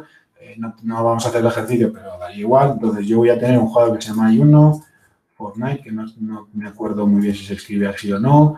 He ganado 12 veces. He ganado en el 2021. Y el top score fue todo esto. Ya sabéis que yo le puedo meter un dato más o cualquier dato más, como veíamos ayer. ¿De acuerdo? Pues yo le puedo decir en la ciudad de Zaragoza, pero no. Bueno, entonces tendría el dato salvado. Yo podría volver a crear otro dato exactamente igual, ¿de acuerdo? O no, o podría volver a crear el 101 con otros datos iguales y entonces tendría dos ítems con el user ID 101 que yo podría buscar con el user ID o podría buscar con el user ID el GAN title porque es el índice principal, pero si yo me voy aquí a índices, yo he creado dos índices, otra vez igual, ¿dónde estoy? Ahí. Yo he creado un índice local que solo lo puedo crear cuando creo la base de datos para buscar a través del user ID y el top score, y un índice global que lo puedo hacer contra las partidas ganadas y la fecha de año. Si yo creo aquí ahora otro índice a posteriori, porque creo más atributos y quiero hacer más búsquedas o lo que sea, no me va a dar opción a hacerlo contra local. Me va a hacer directamente global. Y fijaros lo que ocurre, que dependiendo de cómo yo vaya a hacer, también me hace lo que os decía, que los índices globales tienen coste añadido, porque me va a cobrar la búsqueda al precio de lo que calcula aquí, ¿de acuerdo? Entonces, hay que tener cuidado a la hora de hacer los proyectos y por ahí, en el sentido de, con el caso de DynamoDB, decir, oye, yo cuando vaya a hacer búsquedas o cosas voy a intentar hacer la planificación bien de la base de datos, voy a intentar hacer todo con índices locales, pero bueno, luego al final a veces necesito globales por otros temas, ¿de acuerdo? Entonces, pues bueno. Vale, no voy a hacer otro ítem, bueno, porque vamos a hacer ahora otro cuando haga, ¿de acuerdo? Entonces vamos a la parte de, bueno, por cierto, no lo he dicho, pero por aquí abajo, como siempre, vamos a tener nuestro ARN para poderlo atacar, vamos a poder hacer un VC point si queremos por la parte interior para atacar a la base de datos con un VC endpoint. Tengo el user ID, la key y la llave de ordenación, las dos principales que hemos creado. ¿De acuerdo? La opción de encriptar. Podría enganchar la DynamoDB con la parte de Kinesis de stream de datos, ¿de acuerdo? De tal manera que la opción de Kinesis la visteis con Miguel y yo, normalmente está orientada a temas de vídeo, pero no tiene por qué ser solo temas de vídeo, porque en este caso puede ser también para, por ejemplo, como os he comentado, para temas de Internet de las cosas, porque para temas de vídeo DynamoDB no serviría porque serían ficheros grandes, ¿de acuerdo? Pero bueno, los podría dividir lo que fuera. Entonces, yo puedo enganchar lo que visteis de Kinesis de streaming de datos con DynamoDB y todo lo que venga por un Kinesis, meterlo a la base de datos a través de gestionar esta opción. Y luego tengo una opción de streaming de Dynamo Streams propia, que no tiene nada que ver con Kinesis, que me sirve para varias cosas, pero me va a servir para dos. Una, para hacer la tabla global de DynamoDB y hacer el proyecto que sea global a nivel mundial o tener alta disponibilidad a nivel de región. Y dos, durante 24 horas los datos me los puede mantener en este flujo que le llama, ¿de acuerdo? De tal manera que me va a acelerar las búsquedas, independientemente que le ponga un DAX o no le ponga un DAX. Tiene varias opciones la opción del stream de DynamoDB. Para nosotros, la opción que nos va a servir es la parte del Global Tables, ¿de acuerdo? Además, es que te lo dice, ¿de acuerdo? No te puedes olvidar porque te dice, oye, para utilizar una tabla global necesito que me actives esto. Pero es una de las funcionalidades que hace el stream de DynamoDB, que yo lo podría activar, como lo voy a hacer ahora, pero no solo me sirve para hacer las tablas a nivel global. También puedo utilizarla para, como estaba comentando, para leer los datos de los escaneos y de las queries que yo he hecho en las últimas 24 horas a través de este ARN que me levanta, porque es diferente al de aquí. Este es el de la propia DynamoDB y este es el del streaming, del flujo del DynamoDB, que me mantiene las últimas 24 horas y me acelera y me mejora el rendimiento, independientemente del DAX, ¿de acuerdo? Que ahora voy al DAX, solo por comentarlo, que me preguntó Estis ayer también, ¿de acuerdo? Pero bueno, el DAX ya os dije que era el acelerador. Vamos a ver el menú que simplemente es, ¿quieres hacer un clúster de DAX? ¿De acuerdo? Ahora lo vemos. Pero vamos a terminar la parte de global. Entonces, cuando yo me voy a la parte de las tablas globales y he puesto la parte del streaming, me crea también en Ian Roll de forma automática, que no tengo que hacer nada, pues yo le digo que quiero agregar una región para esta tabla, ¿de acuerdo? Yo elijo la tabla, dependiendo de la región que yo haga, me va a decir una cosa u otra, pero bueno, si está preparada o no la región, ¿de acuerdo? La tabla de Londres está preparada para hacer la Global Table de Dynamo y no se me va a quejar, sino aquí abajo me suele salir aquí un cartel y me dice, oye, esto no funcionará bien con esta región, no sé qué, y hay que activar una casilla que te sale para hacerlo, ¿de acuerdo? Pero la de Londres, que sé que está preparada, pues ya no hay ningún problema. Le doy a crear réplica, ¿right?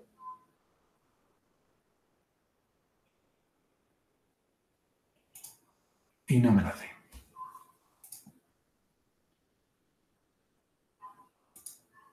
¿Por qué no me la dejamos ir?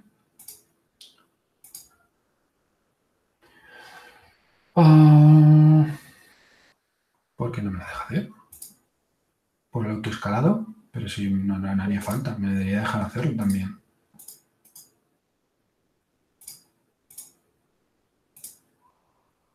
No, esta no, esta no, esta no.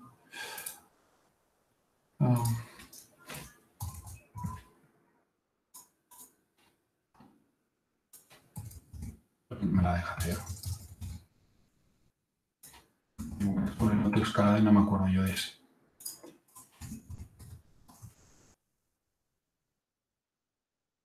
Voy a hacer un secundario, le voy a dar la opción por defecto que me cobre lo que sea, que luego lo desmonto, ¿de acuerdo? Ya hago el flujo, me doy a global, la agrego. Este es el mensaje que os decía antes, ¿de acuerdo? Que dependiendo de la región que yo vaya a elegir, ahí me dice que tengo que chequear esta opción y entonces ya me va a dejar ponerlo en la parte de París o en la parte de Londres. Bueno, en la parte de Londres no sale ese mensaje.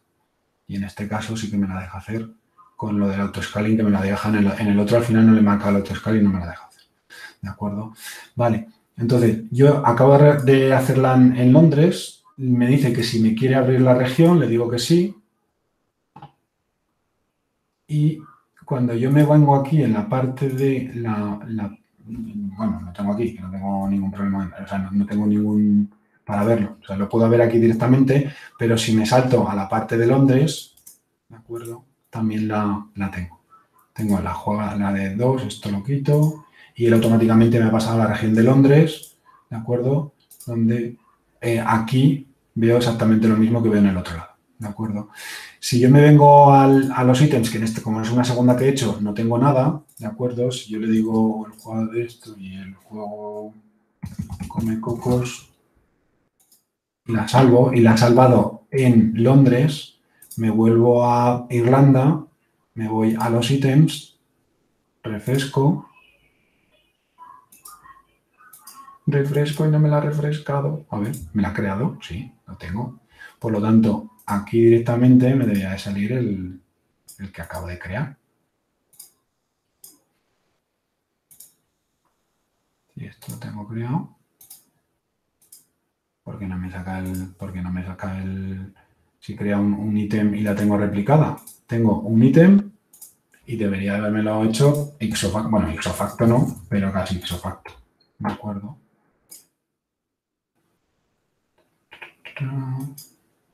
Vale, ahí. Fijaros que la primera le ha costado un segundo, pero la otra no le ha costado nada. ¿De acuerdo? Le ha costado el principio, pero si yo ahora hago una de 44 Tetris y ya lo tengo, me vengo aquí, refresco y ya lo tengo. El primero le ha costado un poco más, pero no tendría por qué. Es la gracia de esto es que, lo que nos vende Amazon es que estos son, bueno, esta base de datos que está no está sin tunear y si está sin DAX y por ahí son milisegundos. Pero bueno, es que entre que la hago aquí, le doy a refrescar y me vengo aquí, ya se ha pasado esos milisegundos. No tiene sentido al principio. Le ha costado un pelín empezar, pero ya habéis visto que en cuanto hago el primero, el segundo, luego al revés, si lo hago en esta y me voy al otro lado, pues también lo tengo en el acto, ¿de acuerdo? No tendría por qué tener ningún problema en ese sentido.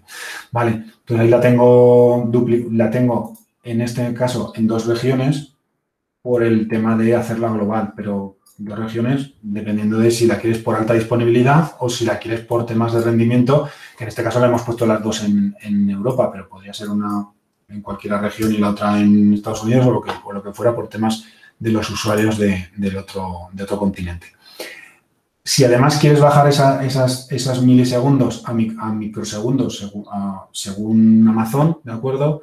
Puedo crear el clúster de Dash que me preguntabais ayer, que lo salían preguntas, ¿de acuerdo? Y entonces, al final es un clúster de máquinas normales, de instancias de C2. Yo aquí le meto un clúster, elijo lo que quiero, el tamaño del clúster con los nodos, ¿de acuerdo? Lo encripto, no lo encripto, el rol de YAML como siempre la subred que vaya a utilizar, ¿de acuerdo? El security group y lanzar el clúster, ¿de acuerdo? Entonces, no es que sea muy... Luego en la parte de aquí tengo que crear las subredes y tengo opciones de parámetros y por ahí que habría que mirarlo, que tampoco me lo sé bien yo, pero que al final el DAX es un acelerador que tiran distancias de C2 personalizado para DynamoDB y creado por ellos mismos, ¿de acuerdo? Entonces, a la hora de preguntar, como me decís ayer, no sé si fuiste también fuiste tú, ¿no? Una vez que me preguntó, cuando se hagan preguntas de aceleración que tenga que ver con DynamoDB, es DAX. Pero DAX al final es simplemente son instancias tirar de la tecnología de C2, ¿de acuerdo? Otra cosa es que tenga algún parámetro más para configurar, que si te digo la verdad, no hace días que no lanzo un clúster de DAX, que en su día yo lancé uno, pero ya no lo he lanzado. Si me acuerdo, mañana lo lanzo y si sale algo más raro, os lo digo, ¿de acuerdo? Pero no... Vale, para la hora de borrarlo, lo puedo borrar desde cualquiera de los dos sitios, ¿de acuerdo? Uy, no puedo borrar la que sea. Yo voy a borrar la base de datos, la primera que hemos creado, y hago la otra segunda también, y teóricamente desde el otro lado se me debería de borrar, ¿de acuerdo? Porque... Ay, perdón, no. Yo borro aquí. Entonces, ahí está procesando el borrado y entonces cuando termine, pues podría borrar. He borrado la 2. Me vengo aquí a las bases de datos. Vale. Y entonces, como yo tenía la tabla en la parte en Global Tables, la tenía aquí me debería desaparecer, ¿de acuerdo? Ya veis que ya solo me queda la parte de Londres porque he borrado la parte de París, al revés. Sí, en Irlanda, perdón. La tenía en Irlanda y en Londres. Entonces, como yo he borrado desde la parte de Irlanda, ¿de acuerdo? Tengo que venir aquí y darle también a borrar la otra base de datos. Entonces, me puede servir para alta disponibilidad, para temas de rendimiento porque es una aplicación mundial, para lo que sea. ¿De acuerdo? Pero ya habéis visto que montar la base de datos a nivel global no... Esto es Irlanda, tablas... Vale. Montar la base de datos a nivel global, aparte de activar el stream y no cuesta mucho, cuesta en dinero, no cuesta en esfuerzo, ¿de acuerdo? Pero bueno. Y luego el resto de los parámetros, las métricas de rendimiento es CloudWatch, alarmas es CloudWatch exactamente igual, ¿de acuerdo? El tema de capacidad, si hemos definido, esta por ejemplo está definida por defecto, ¿de acuerdo? 5 y 5. Pero si queremos cambiar las unidades que estábamos comentando antes, podemos cambiar con el calculador de capacidad como hemos visto antes. Los índices globales podemos crear, ¿no? En esta que tengo de ejemplo no tengo nada creado. No tengo tampoco el tema de los backups, se pueden programar por temas de backups y por ahí. Y recordar que una de las cosas que te dice Amazon a la hora de utilizar DynamoDB, si el proyecto se ajusta, si es un proyecto de Internet de las Cosas, si es un proyecto de gaming, si es un proyecto de gaming o de móviles, perdón, no de gaming, de móviles, tú puedes echar marcha atrás aquí, ¿de acuerdo? Lo que te dicen, los últimos 35 días, hasta ellos te dicen que por segundos puedes echar marcha atrás, ¿de acuerdo? Por lo tanto, es un tema de los backups bastante poderoso, ¿de acuerdo? Puedes juntarlo, la parte de CloudWatch con la parte de Insights, ¿de acuerdo? Para hacer más diagnósticos y mirar temas de cuellos de botella y disparadores, ¿de acuerdo? Los controles y las tags que vimos ahí, ¿de acuerdo? Mañana, si me da tiempo, si no la próxima semana, no sé, mañana no sé si me dará tiempo. Esto, por ejemplo, es el ejemplo que os decía es un ejemplo de Internet de las Cosas con unos chicos de secundaria, ¿de acuerdo? Entonces, nosotros, aunque estamos simulando, estos no están lanzados con un Arduino, ¿de acuerdo? Una placa de Arduino, una placa de Raspberry. No están lanzados con eso, ¿de acuerdo? Están lanzados desde un elemento que hemos creado en el Internet de las Cosas de Amazon y que simulamos que es un sensor de temperatura y de posición y para mandar los datos hasta Amazon. Los manda a Internet de las Cosas y Internet de las Cosas lo que hace es los inyecta a esta base de datos de DynamoDB, ¿de acuerdo? Os lo enseño un poco, mañana no creo que me dé tiempo, pero la semana que viene, como nos sobra tiempo, porque tenemos que ver solo el tema de los Docker, los containers y algún servicio que ya hemos ido viendo, como lo de los Workspace, que ya hemos visto, ¿de acuerdo? Entonces nos sobrará lo que os digo, no tenemos ningún problema para terminar la próxima semana bien con lo que teníamos planificado. Pues si queréis os cuento un poco de lo que hacemos con estas cosas de Internet de las Cosas para saber un poco de Internet de las Cosas y un poco le daremos también un vistazo a todos los servicios, no, porque entra alguna pregunta con respecto al Machine Learning, ¿de acuerdo? Pues lo que es el tema de voz y de transcribir voces, que es el Poly, o el Lex para el tema de la Alexa. Bueno, el Forecast es nuevo por el tema del Forecast, ¿de acuerdo? Pero sobre todo la parte de SageMaker, que es la parte principal del Machine Learning, y con el SageMaker, que es la base del Machine Learning, por encima tienes la inteligencia artificial del resto de los servicios, ¿de acuerdo? Entonces hay una diapositiva de Amazon así general, como la que hemos visto de base de datos, para darle un vistazo general a la parte de base de Machine Learning por si cae alguna pregunta del Poly, o también teóricamente os tendríamos que contar el tema del MediaConvert, que es servicios de media, que fue uno de los primeros, pero bueno, es un servicio de conversión de ficheros, ¿de acuerdo? Entonces tampoco hay mucho que decir. Pero no sé por qué en la documentación oficial nos dicen que os lo contemos, porque puede salir alguna pregunta o alguna cosa, ¿de acuerdo? Entonces, algún servicio así leve que no vamos a entrar en detalle, sino simplemente saber lo que es cara a preguntas de examen y ni poco más, ¿de acuerdo? Pero bueno, sí que tenemos que ver el tema de los Docker, el tema de los Kubernetes, que lleva un rato contarlo, entonces entre lunes y martes lo vemos tranquilamente, pero el miércoles podemos terminar fácil con todo esto que os cuento, ¿de acuerdo?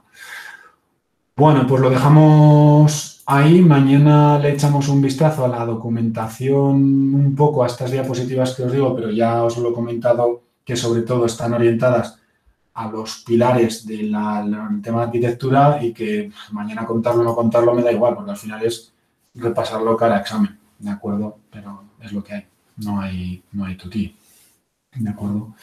Bueno, pues lo dejamos ahí y nos vemos mañana con temas de migraciones, con temas de disaster recovery, con un poco de esto que contaré al principio por terminar la base de datos cara a esta parte segunda de base de datos orientada al examen, y con eso terminamos la semana, que también va más o menos cargada, ¿de acuerdo? Pues lo dejamos ahí.